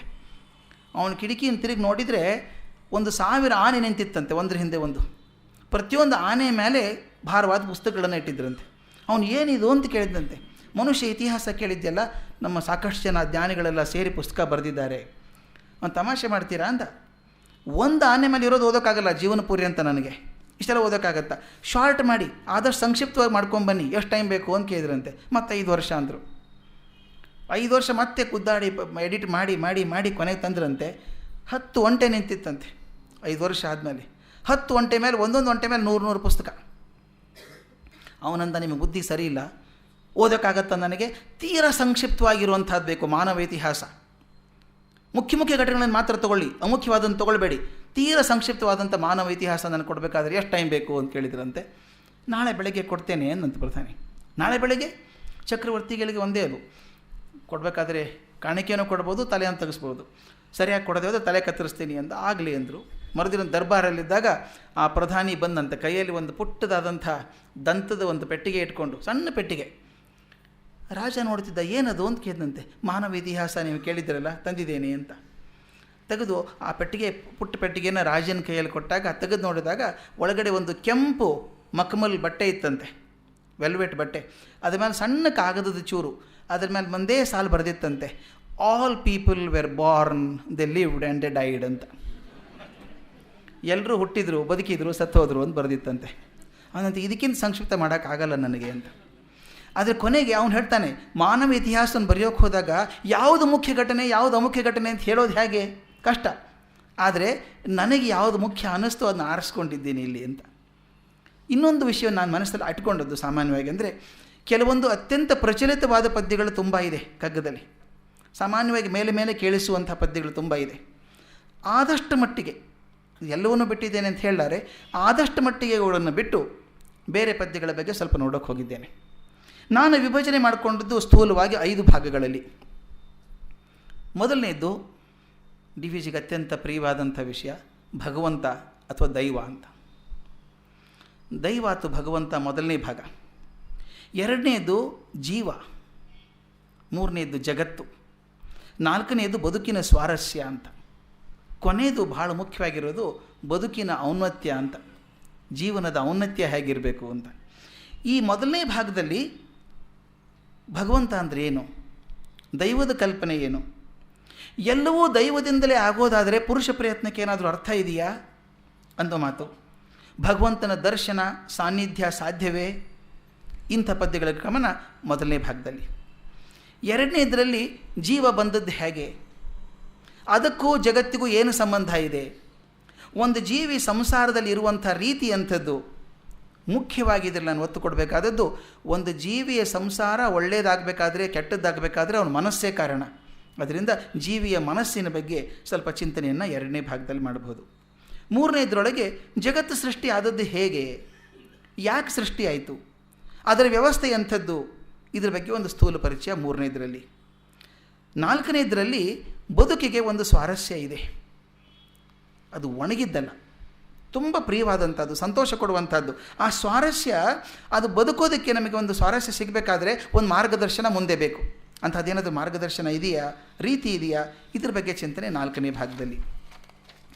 ಇದೆಲ್ಲ ಆದಮೇಲೆ ಸರಿಯಪ್ಪ, ದೇವರು, ಜೀವ, ಜಗತ್ತು, ಬದುಕಿನ ಸ್ವಾರಸ್ಯ ಆಯಿತು, ಆದರೆ ನಾವು ಬದುಕೋದು ಹೇಗೆ, ಬದುಕೋಕ್ಕೇನಾದರೂ ಒಂದು ದಾರಿದೀಪ ಇದೆಯಾ ನಮ್ಮ ಮುಂದೆ, ಶ್ರೇಷ್ಠವಾದ ಬದುಕಿನ ಲಕ್ಷಣಗಳನ್ನು ಮುಂದೆ ಸಿಗ್ತದಾ, ನನ್ನ ಜೀವನದ ಔನ್ನತ್ಯವನ್ನು ಸಾಧಿಸಬೇಕಾದರೆ ಏನು ಬೇಕು ಅನ್ನೋದನ್ನು ಗಮನಿಸೋದನ್ನು ಕೊನೆಯ 5ನೇ ಭಾಗದಲ್ಲಿ ಗಮನಿಸಬಹುದು ಅಂತ. ಮೊದಲನೇ ಭಾಗದಲ್ಲಿ ನಾನು ಹೇಳಿದ ಹಾಗೆ ಭಗವಂತ ಅಥವಾ ದೈವ, ಮೊದಲನೇ 2-3 ಪದ್ಯಗಳನ್ನು ನಾನು ಬಿಡೋದಿಲ್ಲ, ಯಾಕಂದರೆ ಅದು ಪ್ರಾರಂಭದ ಪದ್ಯಗಳಾದ್ದರಿಂದ ಅದನ್ನು ಬಿಡೋದಿಲ್ಲ. ಭಗವಂತನ ಬಗ್ಗೆ ಒಂದು ಅದ್ಭುತ ಕಲ್ಪನೆ ಮೊದಲನೇ 3 ಪದ್ಯದಲ್ಲಿ ಬರ್ತದೆ. ಶ್ರೀ ವಿಷ್ಣು ವಿಶ್ವಾದಿಮೂಲ ಮಾಯಾಲೋಲ ದೇವ ಸರ್ವೇಶ ಪರಬೊಮ್ಮನೆಂದು ಜನಂ ಆವುದನು ಕಾಣದೊಡೆ ಅಳ್ತಿಯಂ ನಂಬಿಹೋದೋ ಆ ವಿಚಿತ್ರಕ್ಕೆ ನಮಿಸೋ ಮಂಕುತಿಮ್ಮ. ಎಷ್ಟು ಚಂದ ಪದ್ಯ. ಶ್ರೀ ವಿಷ್ಣು ಅಂತ ಕೆಲವರು ಕರೀತಾರೆ, ವಿಶ್ವಾದಿ ಮೂಲ ಅಂತ ಕೆಲವರು ನಂಬ್ಕೋತಾರೆ, ಮಾಯಾಲೋಲ, ದೇವ, ಸರ್ವೇಶ, ಪರಬೊಮ್ಮ ಎಂತೆಲ್ಲ ಜನ ಯಾವುದನ್ನು ಕಾಣದೊಡೆ ಅಳ್ತಿಯಂ ನಂಬಿಹುದೋ. ಇದು ಬಹಳ ಮುಖ್ಯ. ಕಣ್ಣು ಮುಂದೆ ಟೇಬಲ್ ಕಾಣಿಸುತ್ತೆ, ಕಣ್ಣು ಮುಂದೆ ನಾನು ಕಾಣಿಸ್ತೇನೆ, ಮೈಕ್ ಕಾಣಿಸುತ್ತೆ, ಆದ್ದರಿಂದ ಅಲ್ಲಿ ಇದೆ ಅಂತ ಅನಿಸುತ್ತೆ. ಕಾಣದೇನೆ ಅಲ್ಲಿ ಭಾವಿಸ್ಕೊಳ್ಳಿ, ಅಲ್ಲಿ ನಿಂತಿದ್ದಾರೆ ಅಂತ ಭಾವಿಸ್ಕೊಳ್ಳಿ ಅನ್ನೋ ಸ್ವಲ್ಪ ಕಷ್ಟ. ಅಕಸ್ಮಾತ್ ನಾನು ನೋಡಿದ್ದೇ ಆಗಿದ್ದರೆ ಮೊದಲು ಯಾರಾದರೂ ಭಾವಿಸ್ಕೊಳ್ಳೋಕೆ ಸಾಧ್ಯ ಇದೆ, ಈ ಮನುಷ್ಯ ಹೀಗಿದ್ದಾನೆ ಅಂತ ಗೊತ್ತಿರುತ್ತೆ. ಕಲ್ಪನೆ ಮಾಡೋಕ್ಕೆ ಬರದೇ ಇರುವಂಥ ಮನುಷ್ಯ. ನಮ್ಮಲ್ಲಿ ನಾವು ಸಾಮಾನ್ಯವಾಗಿ ಈ ಸೃಜನಶೀಲತೆ ಕಲಿಸ್ಬೇಕಾದ್ರೆ ಕೆಲವೊಂದು ಪ್ರಶ್ನೆ ಕೇಳ್ತಾ ಇರ್ತೀವಿ. Imagine A man with 5 pairs of hands, 6 pairs of legs and 4 pairs of eyes. How would ಈ ಲುಕ್ ಲೈಕ್ ಅಂತ, ಅವನು ಹೇಗೆ ಕಾಣಿಸ್ತಾನೆ. ಅಷ್ಟು ಎಣಿಸ್ಕೊಳ್ಬೇಕಾದ್ರೆ ತಲೆ ಖರ್ಚಾಗುತ್ತೆ. ಕಲ್ಪನೆ ಮಾಡದೇ ಇರುವಂಥ ವಸ್ತುವನ್ನು ಕಲ್ಪಿಸಿಕೊಂಡು ಅದು ಇದೆ ಅಂತ ನಂಬಿಕೊಳ್ಳೋದಿದೆಯಲ್ಲ, ಯಾವುದನ್ನು ಕಾಣದೊಡೆ ಅಳ್ತಿಯಂ ನಂಬಿಹೋದು, ಪ್ರೀತಿಯಿಂದ ನಂಬಿಕೊಂಡಿದ್ದಾರೋ ಆ ವಿಚಿತ್ರ ಅಂತ. ವಿಚಿತ್ರ ಅಲ್ವೇ ಇದು, ಕಣ್ಣಿಗೆ ಕಾಣಿಸ್ದೇ ಇರೋದು ನಂಬಿಕೊಳ್ಳೋದಿದೆಯಲ್ಲ, ಇದು ಬಹಳ ದೊಡ್ಡದು. ನನಗೊಂದು ನೆನಪಾಗತ್ತೆ ವಿಷಯ. ಬಯಾಜಿದ್ ಅಂತ ಒಬ್ಬ ದೊಡ್ಡ ಸೂಫೀಸ್ ಅಂತ, ಅವನು ಭಾಳ ದೊಡ್ಡ ಸೂಫೀಸ್ ಅಂತ, ಯಾವಾಗಲೂ ಧ್ಯಾನಮಗ್ನಾಗಿರುವಂಥವನು, ಭಗವಂತನಲ್ಲೇ ಧ್ಯಾನ. ಅವನು ಎಷ್ಟು ಧ್ಯಾನ ಮಾಡ್ತಿದ್ದ ಅಂದರೆ ಒಂದು ದಿವಸ ಕಥೆಯಲ್ಲಿ ಬರ್ತದೆ, ಭಗವಂತನ ತುಂಬ ಖುಷಿ ಆಯ್ತಂತೆ, ಬಯಾಜಿದ್ ಒಳ್ಳೆ ಧ್ಯಾನ ಮಾಡ್ತಾನೆ, ನನ್ನ ಭಕ್ತ ಅವನು, ಅವನಿಗೇನಾದರೂ ಸಹಾಯ ಮಾಡಬೇಕು ಅಂತ ಹೇಳಿ ಒಬ್ಬ ದೇವತೆಯನ್ನು ಕಳಿಸ್ಕೊಟ್ಟಂತೆ ಬಯಾಜಿದ್ ಕಡೆಗೆ. ಬಯಾಜಿದ್ಗೆ ಹೋಗು, ಅವನಿಗೇನು ಬೇಕು ಕೊಟ್ಬಿಡು ಅಂತ ಕೇಳಿದಂತೆ. ಆ ದೇವತೆ ಬಂದು ಅಲಗಾಡಿಸಿದಂತೆ ಅವನ್ನ, ಹೇಳು ಕಣ್ಣು ಮುಚ್ಕೊಂಡು ಕೂತಿದೀಯಾ ಹೇಳು ಅಂತ, ಏನು ಬೇಕು ನಿನಗೆ ಅಂತ ಇವನೇ ಕೇಳಿದಂತೆ ದೇವತೆಗೆ. ದೇವತೆ ಬಂದು ಹೇಳು ಅಂತ ಎಬ್ಸಿದ್ರೆ ಧ್ಯಾನಮಗ್ನಾಗಿ ಕೂತಂಥ ಬಯಾಜಿದ್ ನಿನಗೇನು ಬೇಕು ಅಂತ ಕೇಳಿದಂತೆ. ನನಗೇನು ಬೇಡ ಕಣೋ, ಭಗವಂತ ನಾನು ಕಳಿಸಿದ್ದಾನೆ, ಭಗವಂತನ ಕೂತು ತಪಸ್ಸು ಮಾಡ್ತಿದ್ಯಲ್ಲ, ನೀನು ಧ್ಯಾನ ಮಾಡ್ತಿದ್ಯಲ್ಲ, ಭಗವಂತ ಇದ್ದಾನೆ ಅನ್ನೋದಕ್ಕೆ ಸಾಕ್ಷಿ ನಾನೇ ಬಂದಿದ್ದೆ ನೋಡು ಭಗವಂತನ ಪರವಾಗಿ, ನಿನಗೇನು ಬೇಕು ಕೇಳು ಅಂತ. ಅದಕ್ಕೆ ಉತ್ತರ ಕೊಡುವಂಥ ಬಯಾಜಿದ್ ಎಂಥ ದೊಡ್ಡ ಭಕ್ತ, ಅವನು ಹೇಳ್ತಾನೆ, ಭಗವಂತ ಇದ್ದಾನೆ ಅನ್ನುವಂಥ ಪುರಾವೆ ನನಗೆ ಬೇಕಾಗಿಲ್ಲ. ಅವನು ಹೇಳ್ತಾನೆ, ಭಗವಂತ ಇದ್ದಾನೆ ಅನ್ನುವಂಥ ಪುರಾವೆ ನನಗೆ ಬೇಕಾಗಿಲ್ಲ, ನೀನು ಕೊಡೋದು ಬೇಕಾಗಿಲ್ಲ ನನಗೆ. ಮತ್ತು ಭಗವಂತನ ನನಗೇನು ಅಪೇಕ್ಷೆನೂ ಇಲ್ಲ, ನನಗೇನೂ ಕೊಡಬೇಕಾಗಿಲ್ಲ. ಅವನು ನೋಡಿ ಅವನು ಹೇಳೋದು, ಭಗವಂತನಿಂದ ಏನೂ ಅಪೇಕ್ಷೆ ಬೇಕಾಗಿಲ್ಲ, ಅವನು ಚಿಂತೆ ಇದ್ದರೂ ಸಾಕು ನನಗೆ, ಮತ್ತೇನು ಬೇಡ ಅಂತ ಹೇಳಿಬಿಟ್ಟು ಹೇಳ್ತಾನೆ. ದೇವತೆ ಹೇಳಿದಂತೆ, ಇಲ್ಲಪ್ಪ ಭಗವಂತ ಅಲ್ಲಿಂದ ಕಳಿಸಿದ ನನ್ನ, ಏನಾದರೂ ಕೇಳ್ಕೊ ಕೊಡ್ತೇನೆ, ನೀನು ಕೊಡೋದಾದ್ರೆ ಭಗವಂತ ಬೇಜಾರು ಮಾಡ್ಕೋತಾನೆ ಅಂದಂತೆ. ಆ ಬಯಾಜಿದ್ ಭಾಳ ಚೆನ್ನಾಗಿ ಹೇಳ್ತಾನೆ, ಕೊಡಲೇಬೇಕು ಅಂತ ಭಗವಂತನ ಹಠ ಇದ್ದರೆ ಒಂದು ಕೆಲಸ ಮಾಡಲಿ ಭಗವಂತ, ಈ ನನ್ನ ಕೋಣೆಯಲ್ಲೇ ದೀಪ ಆರು ಹೋಗ್ತದೆ ಮೇಲೆ ಮೇಲೆ, ಆರ್ದಂಗೆ ನೋಡ್ಕೊಂಬಿಡಲಿ ಅವನು ಅಂತ. ಈ ಕೋಣೆಯಲ್ಲಿ ದೀಪ ಆರ್ದಂಗೆ ನೋಡ್ಕೊಂಬಿಡಲಿ, ಯಾಕಂದರೆ ಅದು ಆರು ಹೋದಾಗ ನನಗೆ ಧ್ಯಾನಕ್ಕೆ ಸ್ವಲ್ಪ ಕಷ್ಟ ಆಗ್ತದೆ. ಆ ದೀಪ ನೋಡಿ ಧ್ಯಾನ ಮಾಡ್ತಿರ್ತೇನೆ ನಾನು, ಆಗ ಹೊರ್ತದೆ. ಮತ್ತು ಇನ್ನೊಂದು ಮುಖ್ಯ ಅಂದರೆ, ಆ ದೀಪಕ್ಕೆ ಎಣ್ಣೆ ಹಾಕೋದಕ್ಕೆ ನನ್ನ ಕಡೆ ಕಾಸಿಲ್ಲ, ಅದಕ್ಕೋಸ್ಕರ ಹೊರಗೆ ಹೋಗ್ಬೇಕಾಗ್ತದೆ, ಗಳಿಸ್ಬೇಕಾಗ್ತದೆ ನಾನು, ದೀಪಕ್ಕೆ ಎಣ್ಣೆ ಬೇಕು ಅಂತೇಳಿ. ಆದ್ದರಿಂದ ದೇವರಿದ್ದಾನೆ ಅಂತ ನೀನು ಹೇಳ್ತೀಯಲ್ಲಪ್ಪ, ನನಗೆ ಪುರಾವೆ ಬೇಕಾಗಿಲ್ಲ, ಅವನು ಒಂದು ಕೆಲಸ ಮಾಡಲೇಬೇಕು ಅಂತ ಹಠ ಇದ್ದರೆ ಆ ದೀಪ ಆರ್ದಂಗೆ ನೋಡ್ಕೊಂಡ್ರೆ ಸಾಕು, ನೀನು ಹೋಗಿ ನಾನು ಡಿಸ್ಟರ್ಬ್ ಮಾಡಬೇಡ ನನಗೆ ಅಂತ ಹೇಳಿದಂತೆ.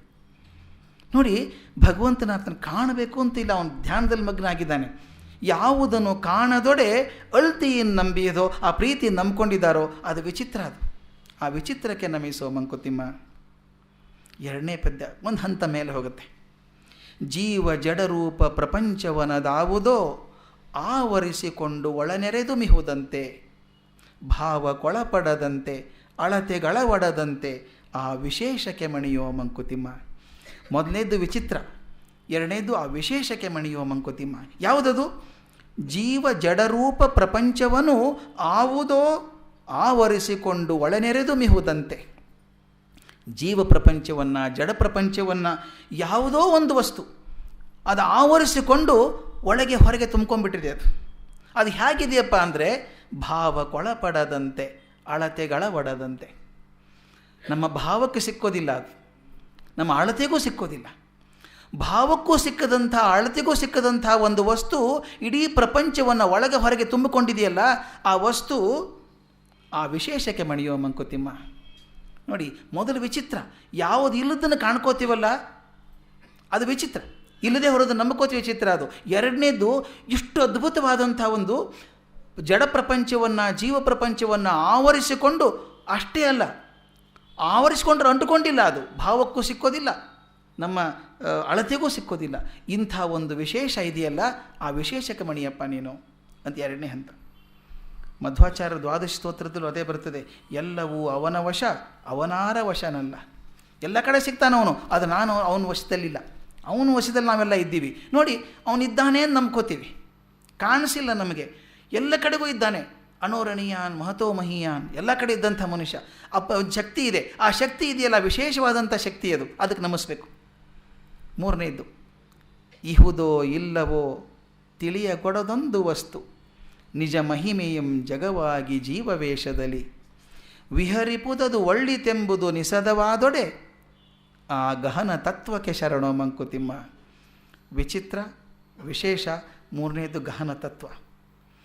ಎಂಥದ್ದದು? ಇಹುದೋ ಇಲ್ಲವೋ ತಿಳಿಯಗೊಡದೊಂದು ವಸ್ತು. ಅದು ಇದೆ ಅಂತೂ ಹೇಳೋ ಹಾಗಿಲ್ಲ, ಇಲ್ಲ ಅಂತೂ ಹೇಳೋ ಹಾಗಿಲ್ಲ. ಅನುಭವದಿಂದ ಇದೆ ಅನಿಸುತ್ತೆ, ದೃಷ್ಟಿಯಿಂದ ಇಲ್ಲ ಅನಿಸುತ್ತೆ.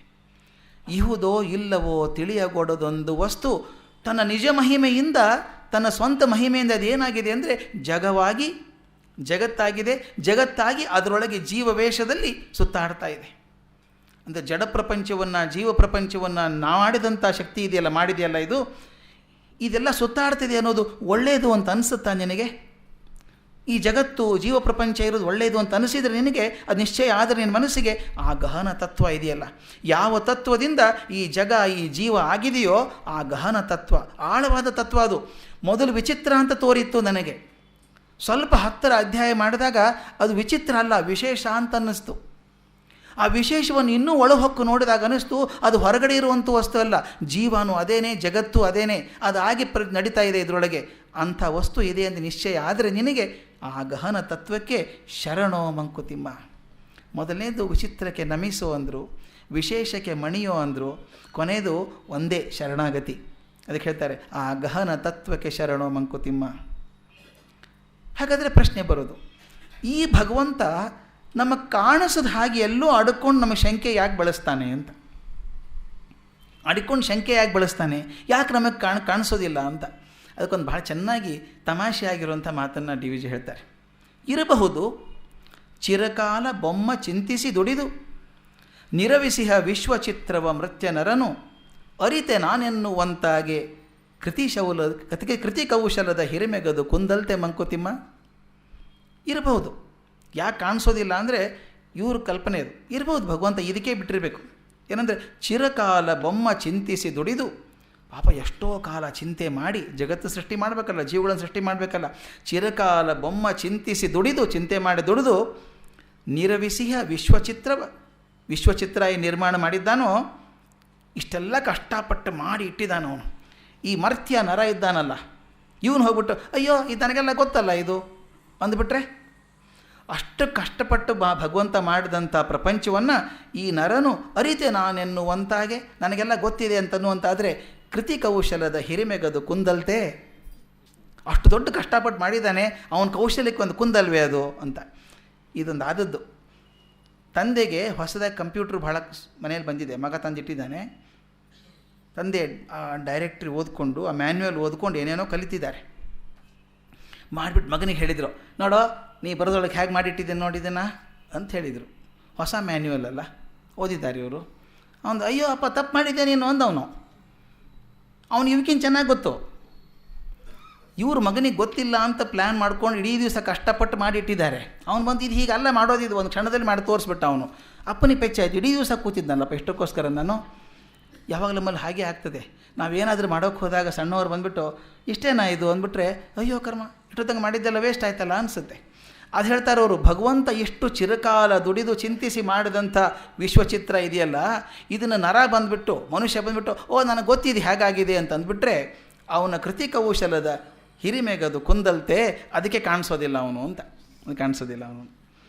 ಹೀಗೆ ಅಡಗಿಕೊಂಡಿರುವಂಥ ಭಗವಂತನ ಬಗ್ಗೆ ಪಂಡಿತರು ಚರ್ಚೆ ಮಾಡಿದ್ದು ಭಗವಂತ ಹೇಗಿದ್ದಾನೆ ಅಂತ. ಅದಕ್ಕೆ ಹೇಳ್ತಾರೆ, ಅನೇಕ ವಾದ ವಿವಾದ ಮಾಡಿ ಗದ್ದಲ ಎಬ್ಬಿಸಿದ್ದಾರೆ ಅವರು ಅಂತ. ಭಗವಂತನ ಬಗ್ಗೆ ಗದ್ದಲ ಎಬ್ಬಿಸಿದ್ದಾರೆ, ಅವನು ಹಾಗಿದ್ದಾನೆ ಹೀಗಿದ್ದಾನೆ. ಅದಕ್ಕೆ ಡಿ ವಿ ಜಿ ಒಂದು ಮಾತು ಹೇಳ್ತಾರೆ ಕಗ್ಗದಲ್ಲಿ, ಭಾಳ ಚೆನ್ನಾಗಿರೋ ಮಾತು. ಕದಕ್ಕೆ ಅಗಳಿಯನು ಬಿಗಿದು ಬೊಮ್ಮ ಗುಡಿಯೊಳಗಿರಲಿ, ಕದಕ್ಕೆ ಅಗಳಿಯನು ಬಿಗಿದು ಬೊಮ್ಮ ಗುಡಿಯೊಳಗಿರಲಿ, ಅದರ ಕೀಲ್ಕುಂಚಿಕೆಯ ಹೊರಕೆಸೆಯ ಸಾಕು. ಪದವಾಕ್ಯದರು ಆಗ ವಾದ ಗಡಣೆಯ ಬಿಟ್ಟು ವದವಿಪರೋ ದಿಟದರಿವ ಮಂಕುತಿಮ್ಮ. ಚೆನ್ನಾಗಿದೆ. ಪದವಾಕ್ಯದರು ಕದಕ್ಕೆ ಅಗುಳಿಯನ್ನು ಬಿಗಿದು, ಬಾಗಿಲಿಗೆ ಅಗಳಿ ಹಾಕಿಬಿಡ್ಬೇಕಂತೆ. ಬೊಮ್ಮ ಗುಡಿಯೊಳಗೆ ಕೂತ್ಕೊಳ್ಳಿ, ಏನು ತೊಂದರೆ ಇಲ್ಲ, ಹೊರಗೆ ಬರಬೇಕಾಗಿಲ್ಲ ಅವನು. ಆದರೆ ಒಂದೇ ಒಂದು ರಿಕ್ವೆಸ್ಟ್ ಅವನಿಗೆ, ಏನಂದರೆ ಅದರ ಕೀಲ್ಕುಂಚಿಕೆಯ ಹೊರಗೆಸೆಯೇ ಸಾಕು. ಆ ಕೀಲಿಕೆ ಗೊಂಚಲಿದೆಯಲ್ಲ, ಅದನ್ನೊಂದು ಕಿಟಕಿಯಿಂದ ಹೊರಗೆ ಹೋಗಿದ್ರೆ ಸಾಕು. ಯಾಕೆ ಒಗಿಬೇಕು ಅಂದರೆ, ಆಗಾದರೂ ಈ ಪದವಾಕ್ಯದರು ಇದ್ದಾರಲ್ಲ, ಪದವಾಕ್ಯದರು ಅಂದರೆ ನಾನಾ ಶಾಸ್ತ್ರಗಳಲ್ಲಿ ಪಂಡಿತರಾದಂಥವ್ರು, ಪಂಡಿತರಾದಂಥವ್ರು ಅವರೇನು ಮಾಡ್ತಾರೆ ಅಂದರೆ, ಆಗ ವಾದ ಗಡಣೆಯ ಬಿಟ್ಟು, ನೋಡಿ ಪದ ಹೇಗಿದೆ ಅದು, ವಾದ ಗಡಣೆ ಅಂದರೆ ಗದ್ದಲ. ಈ ವಾದದ ಗದ್ದಲ ಬಿಟ್ಟು ಏನು ಮಾಡ್ತಾರೆ ಅಂದರೆ, ವದವಿಪರು ದಿಟದ ಅರಿವ ಮಂಕುತಿಮ್ಮ, ಸತ್ಯ ಏನು ಅಂತ ಅರ್ಥ ಮಾಡ್ಕೋತಾರೆ, ಮಾತಾಡೋದು ಬಿಡ್ತಾರೆ. ಅವಾಗ ಕೀಲ್ಕುಂಚಿಕೆ ಒಂದು ಒಗೆಯಪ್ಪ ಸಾಕು ನನಗೆ, ನೀ ಒಳಗೆ ಕೂತ್ಕೋ. ಅದು ಕೀಲಿಕೆ ಗೊಂಚಲು ಸ್ವಲ್ಪ ಒಗೆದ್ರೆ ನಮ್ಮ ಪಂಡಿತರೆಲ್ಲ ಏನು ಮಾಡ್ತಾರೆ, ತೆಗೆದು ನೋಡ್ತಾರೆ ಅಂತ. ಇದಕ್ಕೊಂದು ಕಥೆ ಹೇಳ್ತಿದ್ರು. ರಾಜನ ಅರಮನೆಯಲ್ಲಿ 5 ಜನ ಪಂಡಿತರು ಚರ್ಚೆ ಮಾಡ್ತಾಯಿದ್ರು. ಕುದುರೆ ಹೇಗಿರ್ತದೆ ಅಂತ, ಅಶ್ವ ಹೇಗಿರ್ತದೆ, ಅಶ್ವದ ಲಕ್ಷಣಗಳೇನು ಎಲ್ಲ ಹೇಳ್ತಾ ಜಗಳ ಬಂದುಬಿಡ್ತಂತೆ. ಕುದುರೆಗೆ 5 ಕಾಲು, 4 ಕಾಲು, 6 ಕಾಲು ಅಂತ ಪಂಡಿತರಿಗೆ. ಜಗಳಾಡ್ತಿರ್ಬೇಕಾದ್ರೆ ದ್ವಾರಪಾಲಕ ನಿಂತವನು ಹೇಳಿದಂತೆ, ಯಾಕೆ ಜಗಳಾಡ್ತೀರಿ ಅಂತ ಹೇಳಿ ಕುದುರೆ ತಂದು ನಿಲ್ಲಿಸಿದಂತ, ಅಲ್ಲಿ ಎಣಿಸ್ಕೊಂಬಿಡ್ರಿ, ಚರ್ಚೆ ಯಾಕೆ ಮಾಡ್ತೀರಿ ಅಂತ. ವಾದ ಗಡಣೆಯ ಬಿಟ್ಟು ದಿಟದ ಅರಿವರು ವಾಕ್ಯವಿದರಾಗ. ಅದಕ್ಕೆ ಹೇಳ್ತಾರೆ, ಕದಕ್ಕೆ ಅಗಳಿಯನ್ನು ಬಿಗಿದು ಬೊಮ್ಮ ಗುಡಿಯೊಳಗಿರಲಿ, ಕೀಲ್ಕುಂಚಿಕೆಯ ಹೊರಗೆಸೆಯ ಸಾಕು, ಕೀಲಿಕೆ ಹೊರಗೆ ಹೋಗಿದ್ರೆ ಸಾಕು. ಆಗ ನಮ್ಮ ಪದವಾಕ್ಯದರು ಗದ್ದಲ ಎಬ್ಬಿಸೋದನ್ನು ಬಿಟ್ಬಿಟ್ಟು ವದವಿಪರು ದಿಟದ ಅರಿವ ಮಂಕುತಿಮ್ಮ ಅಂತ. ಈ ಕೀಲ್ಕುಂಚಿಕೆಯನ್ನು ಪಡೆದು ವಾದಗಡಣೆಯನ್ನು ಬಿಟ್ಟು ನಾವು ಅಂತರ್ಮುಖರಾಗಿ ಚಿಂತಿಸಿದಾಗ ಒಂದು ದೊಡ್ಡ ಸತ್ಯದ ಅರಿವು ನಮಗಾಗ್ತದೆ ಅಂತ. ಯಾವಾಗ ಕೀಲ್ಕುಂಚಿಕೆ ಸಿಗ್ತದೋ ಆಗ ಒಂದು ಸತ್ಯದ ಅರಿವು ನಮಗಾಗ್ತದೆ. ಆವಾಗ ಈ ಪದವಾಕ್ಯದಲ್ಲಿರೋದಿಲ್ಲ, ಗಡಣೆನೂ ಇರೋದಿಲ್ಲ. ಏನಾಗ್ತದೆ ದರ್ಶನ ಅನ್ನೋದನ್ನು, ಅದ್ಭುತ ಮಾತು ಇದು. ನಾನು ಸಾಮಾನ್ಯವಾಗಿ ಎಲೆಕ್ಟ್ರಿಸಿಟಿ ಬಗ್ಗೆ ಹೇಳ್ತಾ ಇದ್ದೆ, ಅದು ಭಗವಂತನ ಬಗ್ಗೆ ಅದ್ಭುತವಾದಂಥ ಮಾತು. ಮೇಲೆ ಕೆಳಗೊಳಗೆ ಬಳಿ ಸುತ್ತಲೆತ್ತೆತ್ತಲು ಮೂಲೆ ಮೂಲೆಯಲ್ಲಿ ವಿದ್ಯುಲ್ಲಹರಿಯೊಂದು ಧೂಳಿ ಕಣ ಭೂಗೋಳ ರವಿಚಂದ್ರ ತಾರೆಗಳ ಚಾಲಿಪುದು ಬಿಡುಗೊಡದೆ ಮಂಕುತಿಮ್ಮ. ಅನಿಸುತ್ತಂತೆ ಆವಾಗ ಒಂದು ಸಲ ಸತ್ಯದರಿವಾದರೆ ಅನ್ನಿಸ್ತು, ಭಗವಂತ ಎಲ್ಲಿ ಇಲ್ಲ ಹಾಗಾದರೆ, ಭಗವಂತನ ಸಾಕ್ಷಾತ್ಕಾರ ಎಲ್ಲಿ ಆಗಿಲ್ಲ, ಭಗವಂತನ ಹುಡುಕ್ತೀವಿ ನಾವು. ಎಷ್ಟು ಸಿಂಬಾಲಿಕ್ ಆಗಿರ್ತವೆ ನಮ್ಮ ಪೌರಾಣದ ಕಥೆಗಳು ಅಂತಂದರೆ, ಹಿರಣ್ಯಕಶಿಪು ಕೇಳ್ತಾನೆ ಪ್ರಹ್ಲಾದನಿಗೆ, ನೀನು ಭಗವಂತ ಎಲ್ಲಿದ್ದಾನೆ ಅಂತ. ಎಲ್ಲೆಲ್ಲೂ ಇದ್ದಾನೆ, ಈ ಕಂಬದಲ್ಲಿದ್ದಾನೆಯೇ, ನೋಡಿ ಎಷ್ಟು ಮಾತು ಚೆನ್ನಾಗಿದೆ, ಕಂಬದಲ್ಲಿದ್ದಾನೆಯೇ, ಎಲ್ಲ ಕಡೆಗಿದ್ದಾನೆ ಅಂತ ಹೇಳ್ತಾನೆ ಪ್ರಹ್ಲಾದ. ಎಲ್ಲ ಕಡೆಗಿದ್ದಾನೆ ಅಂದಾಗ ಕೂಡ ಒಂದು ಪ್ರೂಫ್ ಬೇಕು ಅವನಿಗೆ, ಕಂಬದಲ್ಲಿದ್ದಾನೆಯೇ ಅಂಥೇಳಿ. ಪ್ರತಿಯೊಂದು ವಸ್ತುವಿನಲ್ಲಿ ಇದ್ದಾನೆ ಅಂತ ತೋರಿಸೋದಕ್ಕೋಸ್ಕರ ನರಸಿಂಹಾವತಾರದಲ್ಲಿ ಕಂಬ ಒಡೆದು ಹೊರಗೆ ಬಂದ ಅಂತ. ಅಂದರೆ ಪ್ರತಿಯೊಂದು ವಸ್ತುವಿನಲ್ಲೂ ಭಗವಂತ ಇದ್ದಾನೆ ಅಂತ ತೋರಿಸೋದಕ್ಕೆ. ಅದನ್ನೆಷ್ಟು ಚಂದ ಹೇಳ್ತಾರೆ ನೋಡಿ, ಮೇಲೆ ಕೆಳಗೊಳಗೆ ಬಳಿ ಸುತ್ತಲು ಎತ್ತೆತ್ತಲು ಎಲ್ಲ ಕಡೆಗೂ ಮೂಲೆ ಮೂಲೆಯಲ್ಲಿ ವಿದ್ಯುಲ್ಲಹರಿ ಒಂದು ವಿದ್ಯುತ್ ಶಕ್ತಿಯ ಸಂಚಾರ ಇದ್ದಂಗಿದೆ. ಧೂಳಿ ಕಣ ಭೂಗೋಳ ರವಿಚಂದ್ರ ತಾರೆಗಳ ಚಾಲಿಪುದು ಬಿಡುಗೊಡದೆ ಮಂಕುತಿಮ್ಮ. ಪ್ರತಿಯೊಂದು ವಸ್ತುವನ್ನು ಧೂಳಿ ಕಣದಿಂದ ಹಿಡಿದು ಸೂರ್ಯ ಚಂದ್ರ ತಾರೆಗಳನ್ನು ತಿರುಗಿಸುವಂಥದ್ದು ಒಂದು ಶಕ್ತಿ ಇದೆ, ಅದು ವಿದ್ಯುಲ್ಲಹರಿ ಹಾಗೆ ತಿರುಗ್ತಾ ಇದೆ ಅನ್ನೋ ಸತ್ಯದ ಅರಿವು ಆಗೋದು ಆಗ, ಯಾವಾಗ ಕೀಲ್ಕುಂಚಿಗೆ ಸಿಕ್ಕಾಗ. ಆದರೆ ಪ್ರಶ್ನೆ, ಕೀಲ್ಕುಂಚಿಗೆ ಸಿಕ್ಕೋದು ಹೇಗೆ? ನಾವು ಕೇಳಿದರೆ ಕೊಡಲ್ಲ ಅವನು. ಪರಸತ್ವನ ತಿಳಿಯುವಂಥ ಬಗೆ ಎಂಥದ್ದು ಅಂತ ಒಂದು ಒಳ್ಳೆಯ ಮಾತನ್ನು ಹೇಳ್ತಾರೆ. ತಿಳ್ಕೊಳ್ಬೇಕಾದ್ರೆ ಹೇಗೆ ತಿಳ್ಕೊಬೋದು, ಭಗವಂತನ ಇದ್ದಾನೆ ಅಂತ ನಮಗೆ ಅನುಭವಿಸ್ಬೇಕಾದ್ರೆ ಏನು ಮಾಡಬೇಕು ಅಂತ. ಕುರುಡನು ಇನಚಂದ್ರರನ್ನು ಕಣ್ಣಿಂದ ಕಾಣುವನೇ, ಅರಿಯುವಂ ಸೋಂಕಿಂದ ಬಿಸಿಲು ತಣಿವುಗಳ, ನರನು ಅಂತೆಯೇ ಮನಸ್ಸಿನ ಅನುಭವದಿ ಕಾಣುವನು ಪರಸತ್ವ ಮಹಿಮೆಯನು ಮಂಕುತಿಮ್ಮ. ನೋಡಿ, ಕುರುಡನು ಇನಚಂದ್ರರನ್ನು ಕಣ್ಣಿಂದ ಕಾಣುವನೇ. ಸೂರ್ಯಚಂದ್ರನ ಕಣ್ಣಿಂದ ಕಾಣಿಸ್ತಾನೆ, ಕುರುಡನಿಗೆ ಕಾಣಿಸೋದಿಲ್ಲ. ಅವನು ಹೇಗೆ ತಿಳ್ಕೊತಾನೆ? ಅರಿಯುವಂ ಸೋಂಕಿಂದೆ ಬಿಸಿಲು ತಣಿವುಗಳ. ಮೈಗೆ ಬಿಸಿ ಹತ್ತಿದ ತಕ್ಷಣ ಓ ಬಿಸಿಲಾಗಿದೆ ಅನಿಸುತ್ತೆ, ಸೂರ್ಯ ಬಂದಿದ್ದಾನ ಮೇಲೆ.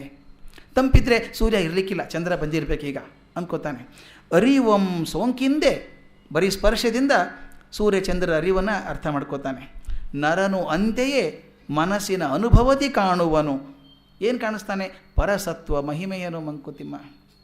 ನೋಡಿ ಎಷ್ಟು ಅದ್ಭುತ ಮಾತು. ನಮ್ಮ ಕ್ಷಣ ಕ್ಷಣಕ್ಕೆ ಜೀವನದಲ್ಲಿ ಅನುಭವ ಆಗ್ತದೆ ಇದನ್ನು. ರಸ್ತೆಯಲ್ಲಿ ನಾವು ಹೋಗ್ತಾ ಇರ್ತೀವಿ, ಜೋರಾಗಿ ಒಂದು ಮೋಟರ್ ಸೈಕಲ್ ಬರ್ತದೆ, ಏನೋ ಕ್ಷಣದಲ್ಲಿ ಸರ್ರ ಮುಂದೆ ಸರ್ಕೊಂಡು ಮೈ ಗಾಡ್ ಪಾರಾದ್ನಪ್ಪ ನಾನು ಅಂತೇವೆ. ಒಂದು ಕ್ಷಣದಲ್ಲಿ ಎದೆ ಜಲ್ ಅಂದಿರುತ್ತೆ, ಆ ಕ್ಷಣಕ್ಕೆ ಮರು ಕ್ಷಣಕ್ಕೆ ಮೈ ಗಾಡ್ ನಮ್ಗೆ ಗೊತ್ತಿಲ್ಲದಂಗೆ ಭಗವಂತ ಪಾರು ಮಾಡಿದೆಪ್ಪ ಅಂತೀವಿ. ನೋಡಿ ಎಷ್ಟು ವ್ಯತ್ಯಾಸ ಇದೆ ಗೊತ್ತಾ. ನನಗೊಂದು ಸಲ ಅನುಭವ ಆದದ್ದು, ನಾನು ಹುಡುಗನಾಗಿದ್ದಾಗ ಬದ್ರಿಗೆ ಹೋಗೋದು, 71ನೇ ಇಸ್ವಿ. ಇನ್ನೂ ಇಷ್ಟು ರೋಡ್ ಚೆನ್ನಾಗಿರಲಿಲ್ಲ ಅವಾಗಿನ್ನು. ಬದ್ರಿಗೆ ಹೋಗಬೇಕಾದ್ರೆ ಮಿಲ್ಟ್ರಿ ವ್ಯಾನ್ ಹೋಗೋದು ಮೊದಲು. ಬಸ್ಗಳನ್ನ ಒಂದೇ ಸಲ ಬಿಡ್ತಿರಲಿಲ್ಲ, ಬಹುಶಃ ಅದು ಸ್ಲೈಡಿಂಗ್ ಆಗಿತ್ತು ಏನೋ ಗೊತ್ತಿಲ್ಲ. ಲ್ಯಾಂಡ್ ಸ್ಲೈಡ್ ಆದಾಗ 5 ಬಸ್ ಬಿಡೋದು, ಅದ್ರ ಮುಂದೆ ಒಂದು ಮಿಲ್ಟ್ರಿ ಲಾರಿ ಹೋಗೋದು ಸೈನಿಕರದ್ದು. ಅದು ಹೋದ್ಮೇಲೆ ಮತ್ತೆ ತಗೊಂಡು ಹೋಗೋದು. ಹೀಗೆ ನಾವು ಹೋಗ್ತಿರ್ಬೇಕಾದ್ರೆ, ನಾವು ಹೋಗೋದಕ್ಕಿಂತ ಒಂದು ನಮ್ಮ 5 ಬಸ್, ನಮ್ಮ ಮೊದಲೇ ಬಸ್ಸಲ್ಲಿ ನಾನು ಇದ್ದದ್ದು, ಮುಂದೆ ಒಂದು ಮಿಲ್ಟ್ರಿ ವ್ಯಾನ್ ಇದೆ, ಅದ್ರ ಮುಂದೆ ಮಿಲ್ಟ್ರಿ ಜೀಪ್ ಇತ್ತು. ಅದು ಏನು ಅಂತ ಕಾಣಿಸ್ತಿಲ್ಲ ನಮಗೆ. ನೋಡಿ, ನಮ್ಮ ಬಸ್ಸು ಮಿಲ್ಟ್ರಿ ಜೀಪ್ ದಾಟಿತು, ಆ ಮುಂದಿನ ಮಿಲ್ಟ್ರಿ ವ್ಯಾನ್ ದಾಟಿತು, ನಮ್ಮ ಬಸ್ ದಾಟಿತು. ನನ್ನ ಹಿಂದಿನ ಬಸ್, ನನಗೆ ಅದಕ್ಕೆ ನಮ್ಮ ಬಸ್ಸಿಗೆ ಆ ಬಸ್ಸಿಗೆ ವ್ಯತ್ಯಾಸ ಒಂದು 5-6 ಅಡಿ ಕೂಡ ಇರಲಿಕ್ಕಿಲ್ಲ ಅನಿಸುತ್ತೆ ನನಗೆ. ನಾವು ಬಸ್ ದಾಟಿ ಮುಂದೆ ಹೋಗಿದೆ, ಹಿಂದಿನ ಬಸ್ಸು ಬರೋ ಹೊತ್ತಿಗೆ ಒಂದು ದೊಡ್ಡ ಬಂಡೆ ಉರುಳ್ಕೊಂಬಂದ್ಬಿಡ್ತು ಮೇಲಿಂದ. ಉರುಳ್ಕೊಂಡು ಬಂದು ಜೋರಾಗಿ ಹೊಡೆದ್ರೆ ಆ ಬಸ್ ಉಳ್ಕೊಂಡು ಕೆಳಗೆ ಹೋಯ್ತು. ಅಲ್ಲಿ ಹೋದರೆ ಹುಡ್ಕೋ ಸಾಧ್ಯ ಇಲ್ಲ ಯಾರನ್ನೂ. ಅದನ್ನು ಕಲ್ಪನೆ ಮಾಡ್ಕೊಳ್ಳಿ. ನನಗೆ ಅದಕ್ಕಿರುವಂಥ ವ್ಯತ್ಯಾಸ ಬಹುಶಃ 2-3 ಸೆಕೆಂಡು ಇರಬೇಕು ಅಲ್ವಾ? ಹಾಗೆ ಅನಿಸುತ್ತೆ. ಒಂದೇ ಒಂದು ಕ್ಷಣ ನಾನು ಹಿಂದೆ ಇದ್ದರೆ ಏನಾಗಿರೋದು ಅಂತ ಅಲ್ವಾ? ಹಾಗೆ ಅನಿಸುತ್ತೆ. ಭಗವಂತ ಏನಪ್ಪ ಲೀಲೆ ನಿಂದು ಅನಿಸ್ಬಿಡುತ್ತೆ. ಮೊನ್ನೆ ಹೇಳ್ತಾಯಿದ್ರು, ಜಮ್ಮು ಕಾಶ್ಮೀರದಲ್ಲಿ ನನ್ನ ಸ್ನೇಹಿತರು ಹೋಗಿ ಬಂದಿದ್ದಾರೆ, ಭೂಕಂಪ ಆದ ಏರಿಯಾಕ್ಕೆ ಹೋಗಿ ಬಂದಿದ್ದಾರೆ. ಅವನು ಹೇಳ್ತಾನೆ, ಹೀಗೆ ಜಾರಿ ಜಾರಿ ಬೀಳ್ತಾ ಇದ್ದೆ ನಾನು, ನೆಲ ಕುಸಿತಾ ಇದೆ, ಬಿಲ್ಡಿಂಗ್ ಕುಸಿತಾ ಇದೆ, ಆ ತನ್ನ ಮಗನ ಹಿಡ್ಕೊಂಡು ಒಳಗೆ ಬೀಳ್ತಾ ಇದ್ದೇನೆ ಅಂತ ಅನ್ನಿಸ್ತಾ ಇತ್ತಂತೆ. ಮುಗಿದ ಕತೆ ಅಂದ್ಕೊಂಡ ಅವನು ಗ್ರೌಂಡ್ ಫ್ಲೋರಲ್ಲಿದ್ದಾನೆ, ಮೇಲೇನು ಬೀಳ್ತದೆ ಅಂತ ಅಂದ್ಕೊಂಡಾಗ ಭಗವಂತ ಪಾರು ಮಾಡು ಅಂತ ಹಿಡ್ಕೊಂಡಿದ್ದಾನೆ. ಇನ್ನೇನು ಬೇರೆ ಯಾರನ್ನೂ ಕೇಳೋಕ್ಕಾಗೋದಿಲ್ಲಲ್ಲ ಹೊತ್ತಲ್ಲಿ. ಆ ಇಳಿತಿರ್ಬೇಕಾದ್ರೆ ನೋಡಿ ಅವನ ದೈವ ಹೇಗಿದೆ ಅಂದರೆ, ಆ ಬೇಸ್ಮೆಂಟಲ್ಲಿ ಅವನು ಬೇಡ ಅಂತ ಒಗೆದಿದ್ದ ಒಂದು ಸಾಮಾನು, ಈ ಕಬ್ಬಿಣದ ಬಾರ್ ಇರ್ತಾವಲ್ಲ, ದೊಡ್ಡ ದೊಡ್ಡ ಕಬ್ಬಿಣ ಬಾರು. ನಮ್ಮಲ್ಲಿ ಸಾಮಾನ್ಯವಾಗಿ ನಮ್ಮ ಮಿಡಲ್ ಕ್ಲಾಸ್ ಫ್ಯಾಮಿಲಿಯಲ್ಲಿ ಹಾಗೇನೆ ಅಟ್ಟ ಅಂತ ಒಂದು ಇರುತ್ತೆ ನಮ್ಮ ಮನೆಯಲ್ಲಿ. ಆಟದಲ್ಲಿ ಬೇಕಾದಾಗ ಇರ್ತದೆ ಅಂತ ಸಾಮಾನು ಹಾಕಿರ್ತೀವಿ, ಬೇಕಾದಾಗ ಸಿಕ್ಕೋಲ್ಲ, ಆ ಮಾತು ಬೇರೆ. ಅದು ಅಟ್ಟ ಬೆಳೀತಾನೇ ಇರ್ತದೆ ಅದು. ಅವನು ಹಾಗೆ ಬೇಸ್ಮೆಂಟಲ್ಲಿ ಏನು ಮಾಡಿದ್ದಾನೆ, ಕಬ್ಬಿಣದೊಂದು ರಾಡ್, ಅದು ದಪ್ಪ ರಾಡು ಕೆಳಗೆ ಇಟ್ಟಿದ್ದಾನೆ, ಯಾವಾಗಾದರೂ ಬೇಕಾಗ್ತದೆ ಅಂತ ನೋಡಿ. ಇವನು ಕುಸಿತಿದ್ನಲ್ಲ, ಅವನು ಎಲ್ಲಿ ಬಿದ್ದ ಅಂದರೆ ಆ ರಾಡ್ ಮೇಲೆ ಕೂತಿದ್ದಾನೆ. ಅಕಸ್ಮಾತ್ತಾಗ ಆ ರಾಡ್ ಇಲ್ಲದೆ ಹೋದರೆ ಅವನು ಪ್ರಪಾತಕ್ಕೆ ಹೋಗಿರೋನು. ಅವನು ಹೇಳ್ದ, ಯಾವತ್ತೋ ಬೇಕು ಅಂತ ಎಸೆದಿದ್ದೆ ಇದನ್ನು ನನಗೆ, ಅದು ಜೀವನ ಕಾಪಾಡ್ತು ನಂದು ಅಂತ. ಅವನು ಪಕ್ಕದಲ್ಲಿ ಒಂದು ಅಡಿ ಇದ್ದವರು ಕೆಳಗೆ ಹೋಗಿದ್ದಾರೆ. ಇವನು ದೈವ ಆ ಕ್ಷಣಕ್ಕಲ್ಲಿ ಬಿದ್ದಿದ್ದಾನೆ ನೋಡಿ, ಇವನು ಆ ಕ್ಷಣಕ್ಕಲ್ಲಿ ಬಿದ್ದಿದ್ದಾನಲ್ಲ. ಅದಕ್ಕೆ ಹೇಳುತ್ತಾನೋ, ದೈವ ಕೃಪೆ ಅದು ಅನುಭವದಿಂದಾನೇ ಬರಬೇಕಾದಂಥದ್ದು. ಭಗವಂತನ ನಮಗೆ ದರ್ಶನ ಆಗೋದು ಅನುಭವದಿಂದೇ ಆಗೋದು. ಅದಕ್ಕೆ ಹೇಳ್ತಾ ಇರೋರು, ನರನು ಅಂತೆಯೇ ಮನಸ್ಸಿನ ಅನುಭವದಿ ಕಾಣುವನು ಪರಸತ್ವ ಮಹಿಮೆಯನು ಮಂಕುತಿಮ್ಮ. ರಾಮಕೃಷ್ಣರು ಒಂದು ಒಳ್ಳೆ ಮಾತು ಹೇಳ್ತಾರೆ. ಒಬ್ಬ ಕುರುಡ ಊಟಕ್ಕೆ ಹೋಗಿದ್ದಂತೆ ಯಾರ್ದೋ ಮನೆಗೆ, ದೊಡ್ಡವ್ರ ಮನೆ ಊಟಕ್ಕೆ ಹಾಕಿದ್ದಾರೆ. ಊಟ ಮಾಡ್ತಿರ್ಬೇಕಾದ್ರೆ ಈ ಹಾಲಿನ ಖೀರ್ ಕೊಟ್ರಂತೆ, ಪಾಯಸ ಕೊಟ್ಟರು ಕುಡಿ ಅಂತ. ತುಂಬ ಚೆನ್ನಾಗಿ ಅನ್ನಿಸ್ತು ಅವನಿಗೆ. ಎಷ್ಟು ಚೆನ್ನಾಗಿದೆಯಲ್ಲ, ಏನಿದು ಅಂತ ಪಕ್ಕದವನು ಕೇಳಿದ್ನಂತೆ.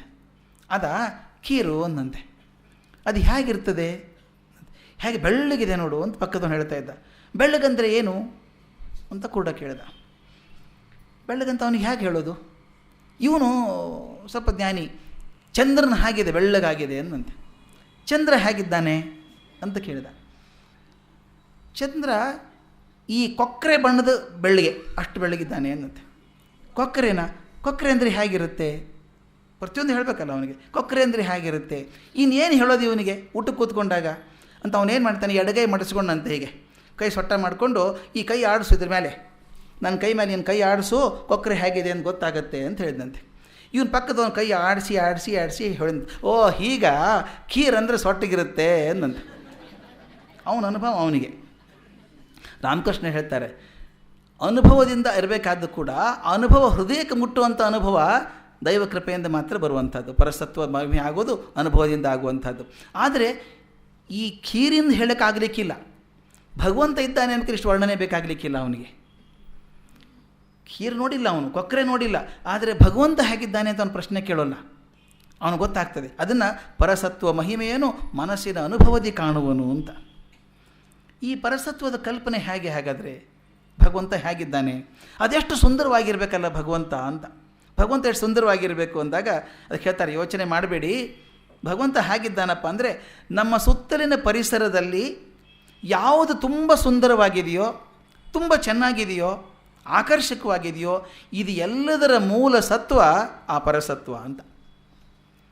ನಮ್ಮಲ್ಲಿ ಯಾವುದು ಅತ್ಯಂತ ಸುಂದರವಾದದ್ದಿದೆಯೋ ಅದರದ್ದು ಮೂಲ ಸತ್ವ ಆ ಪರಸತ್ವ ಅಂತ ಹೇಳ್ತಾರೆ.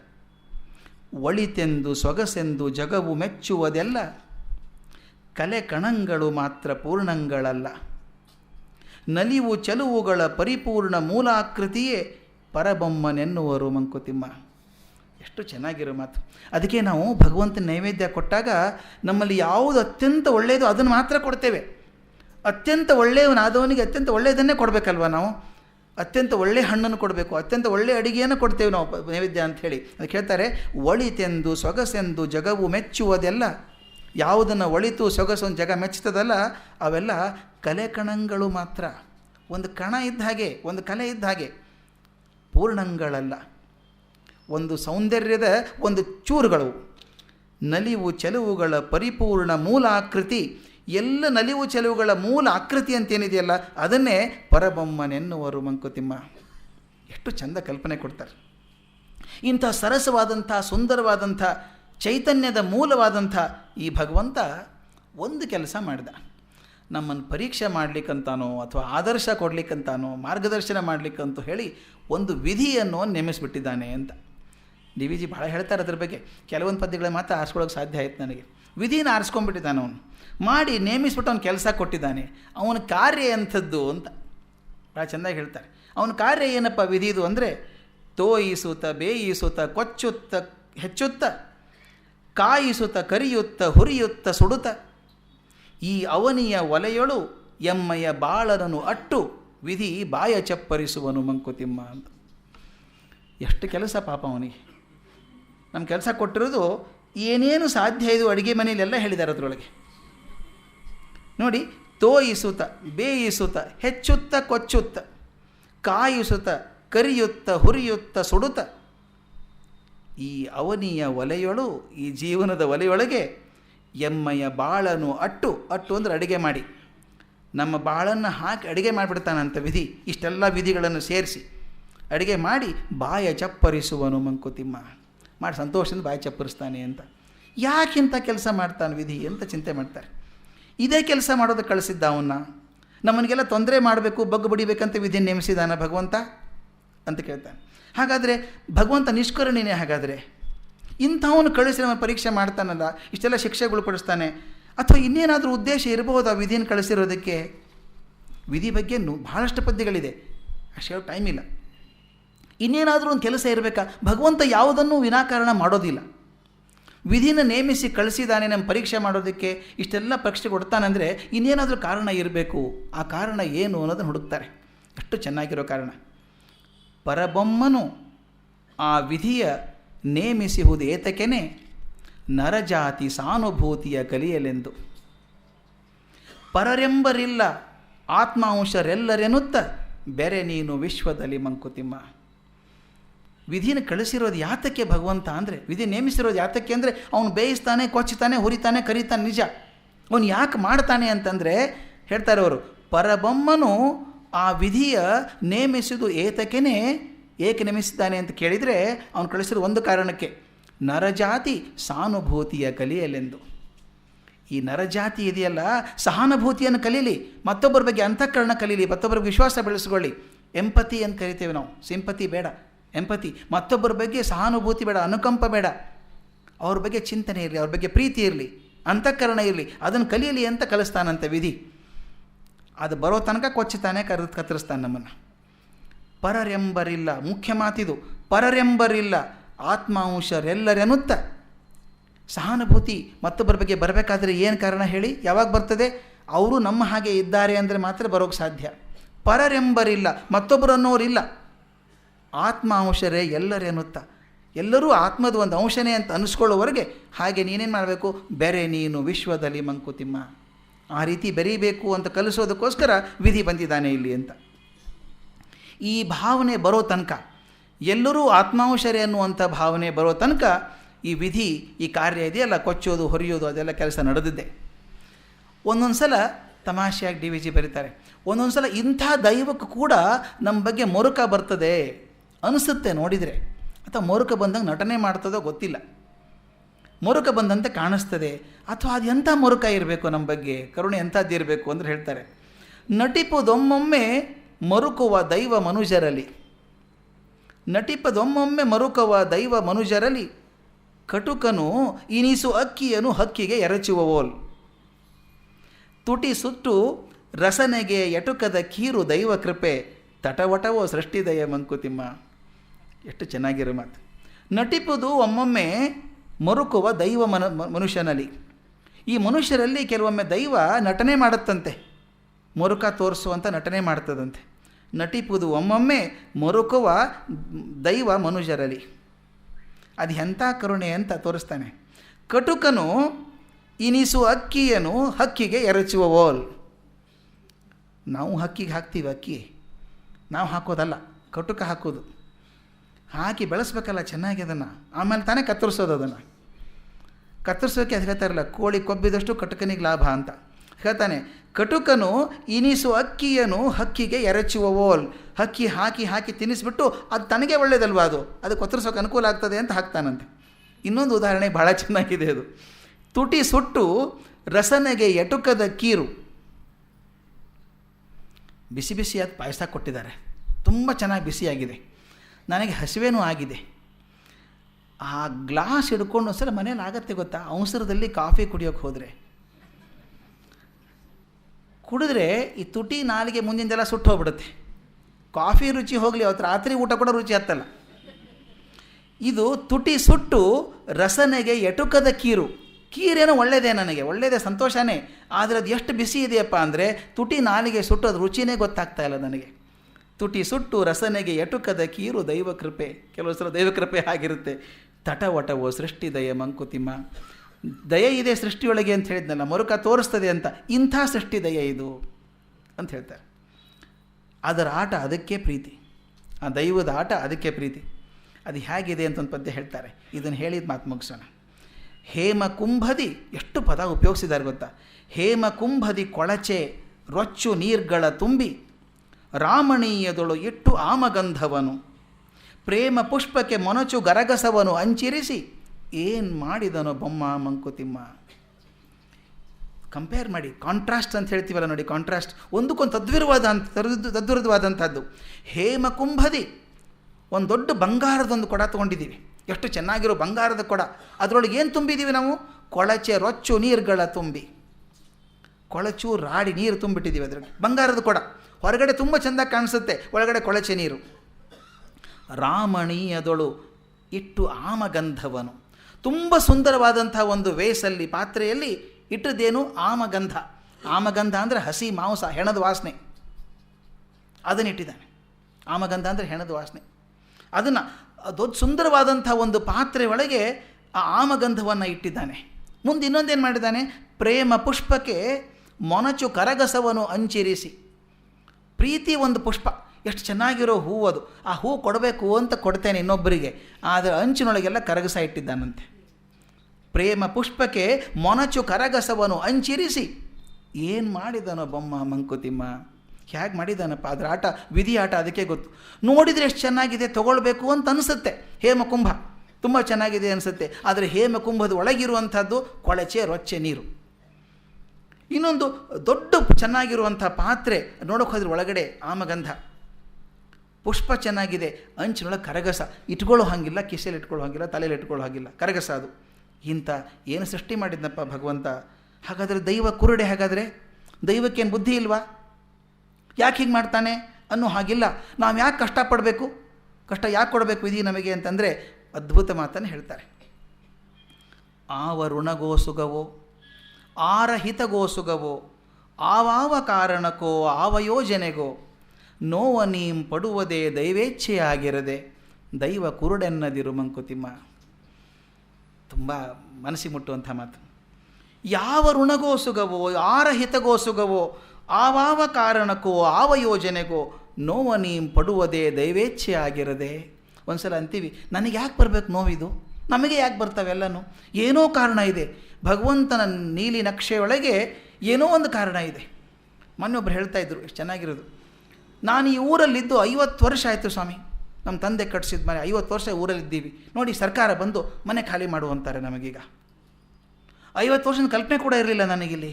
ಯಾಕೆ ನಿಮಗೆ ಖಾಲಿ ಮಾಡಂತಾರೆ, ನಿಮ್ಮ ಮೇಲೆ ದ್ವೇಷ ಅಂದರೆ? ರಸ್ತೆ ಬರುತ್ತಂತ್ರಿ, ಹೈವೇ ಇಲ್ಲಿ ನೋಡಿ, ಹೈವೇ ಬರುತ್ತಂತೆ, ಮನೆ ಖಾಲಿ ಮಾಡಬೇಕು. ಅವನು ಏನು ಕರ್ಮ, 50 ವರ್ಷದಿಂದ ಮನೆ ಕಟ್ಸ್ಕೊಂಡಿದ್ದಾನು. ಆದರೆ ಇವತ್ತು ರಸ್ತೆ ಬರ್ತದೆ, ಯಾವುದೋ ನೀಲನಕ್ಷೆಯಲ್ಲಿ ಸಿಕ್ಕಾಕ್ಕೊಂಡಿದ್ದೀವಿ ನಾವು. ಅಲ್ಲಿರೋ ಮನೆ ತೆಗಿ ಅನ್ನಲಿಲ್ಲ ಅವರು, ಇವ್ರ ಮನೆ ಮಧ್ಯದಲ್ಲೇ ಬರ್ತಾರೆ, ರಸ್ತೆ ಮಧ್ಯದಲ್ಲಿ ತೆಗೀರಿ ಅಂತ ಹೇಳಿದರು. ಅದು ಒಳ್ಳೆ ಕೆಲಸಕ್ಕೆ. ಇನ್ನೊಬ್ರು ಹೇಳ್ತಾ ಇರ್ತಾರೆ, ನೋಡಿ ಈ ಊರಲ್ಲಿ ನಮ್ಮ ತಾತ ಮುತ್ತಾತರಿದ್ದಂಥ ಊರು, ಹಳ್ಳಿಯಲ್ಲಿ ಇದ್ದೀವಿ ನೋಡಿ, ಮನೆ ಖಾಲಿ ಮಾಡಬೇಕು ನಾವೀಗ. ಯಾಕೆ? ಡ್ಯಾಮ್ ಕಟ್ಟಿದ್ದಾರೆ, ನೀರು ಬಂದುಬಿಡುತ್ತೆ ಇಲ್ಲಿ. ಡ್ಯಾಮ್ ಒಳ್ಳೇದಕ್ಕಾಗುತ್ತೆ, ಲಕ್ಷಾಂತರ ಜನಕ್ಕೆ ಮುಂದೆ ಎಷ್ಟೋ ವರ್ಷ ಪ್ರಯೋಜನ ಆಗ್ತದೆ. ಅವರು ಸಂತೋಷ ಪಡಬೇಕಾದ್ರೆ ನಾನು ಕಷ್ಟಪಡಬೇಕಾದದ್ದು ದೈವೇಚ್ಛೆ. ಅದು ಯಾವ ಕಾರಣಕ್ಕೋ ಯಾವ ಋಣಗೋಸುಗವೋ ಆರ ಹಿತಗೋಸುಗವೋ ಆವಾವ ಕಾರಣಕ್ಕೋ ಯಾವ ಯೋಜನೆಗೋ ನನಗೆ ಗೊತ್ತಿಲ್ಲದೆ ಇರೋದ್ರಿಂದ ನಾನು ಕಷ್ಟಪಡ್ತೇನೆ ಅಂತೇನೆ. ಆ ನೀಲಿ ನಕ್ಷೆ ನನಗೆ ಸಿಕ್ಕಿದರೆ, ಈಗ ನಾವು ಮಾಡ್ತೀವಿ CDP ಅಂತೇನೋ ಮಾಡಿದ್ದಾರೆ, ಸಿಟಿ ಡೆವಲಪ್ಮೆಂಟ್ ಪ್ಲ್ಯಾನ್ ಅಂತ ಮಾಡಿದ್ದಾರೆ. 2025ಕ್ಕೆ ಬೆಂಗಳೂರಲ್ಲಿ ಏನೇನಾಗ್ತದೆ ಅಂತ ಪುಣ್ಯ ಕಟ್ಕೊಂಡಿದ್ದಾರೆ, ಬರೆದಿದ್ದಾರೆ. ಅದನ್ನು ಬರೆದಿರೋದ್ರಿಂದ ಅಲ್ಲಿ ಮನೆ ಕೊಟ್ಟಕ್ಕೆ ಹೋಗಲ್ಲ ಜನ, ಯಾಕೆ ಯೋಜನೆ ಏನು ಅಂತ ಗೊತ್ತಾಗಿದೆ. ಆದರೆ ಭಗವಂತನ ಯೋಜನೆ CDP ನಮಗೆ ಸಿಕ್ಕೋಲ್ಲ. ಅದು ಸಿಗದೇ ಇರೋದ್ರಿಂದ ನಾವೊಂದು ಯೋಜನೆ ಮಾಡ್ಕೊಂಡಿರ್ತೀವಲ್ಲ, ಅವನ ಯೋಜನೆಗೆ ಅದು ಸರಿ ಆದರೆ ಬದುಕೊಳ್ತೇವೆ. ಸ್ವಲ್ಪ ಅವನ ಯೋಜನೆಗೆ ನಾವು ಅಡ್ಡ ಆದರೆ ಅವನು ಕತ್ತರಿಸ್ತಾನೆ. ಅದಕ್ಕೆ ನಾವು ಅಂತೀವಿ ವಿಧಿ ನನಗೆ ಕಾಡತ್ತೆ ಅಂತ. ಯಾಕಂದರೆ ಯಾವುದೋ ಕಾರಣ, ಯಾವುದೋ ಯೋಜನೆಗೆ ನೋವ ನೀಂ ಪಡುವುದೇ ದೈವೇಚ್ಛೆಯಾಗಿರದೆ ದೈವ ಕುರುಡೆನ್ನದಿರು ಮಂಕುತಿಮ್ಮ. ಎಲ್ಲೋ ವಶಿಷ್ಠ, ಎಲ್ಲೋ ವಿಶ್ವಾಮಿತ್ರ ಆಕಾಶದಲ್ಲಿ ಹೊಡೆದಾಡಿದರು, ಸತ್ಯ ಹೇಳೋನು ಭೂಮಿಯಲ್ಲಿ ಇಲ್ಲ ಅಂತ. ಸಿಕ್ಕಾಕೊಂಡು ಹರಿಶ್ಚಂದ್ರ, ಅವರವರು ಈಗ ಅವ್ರವ್ರ ಪ್ರಾಬ್ಲಮ್, ಜಗಳ ಆಡಿದ್ದಕ್ಕೆ ಹರಿಶ್ಚಂದ್ರ ಸಿಕ್ಕಾಕೊಂಡ, ಯಾವುದೋ ಕಾರಣ. ಅದಕ್ಕೆ ದೈವ ಕುರುಡೆನ್ನದಿರು ಮಂಕುತಿಮ್ಮ. ನಾಳೆಗೆ ಮುಂದುವರಿಸೋಣ. ಇಲ್ಲಿ ನಮಸ್ಕಾರ.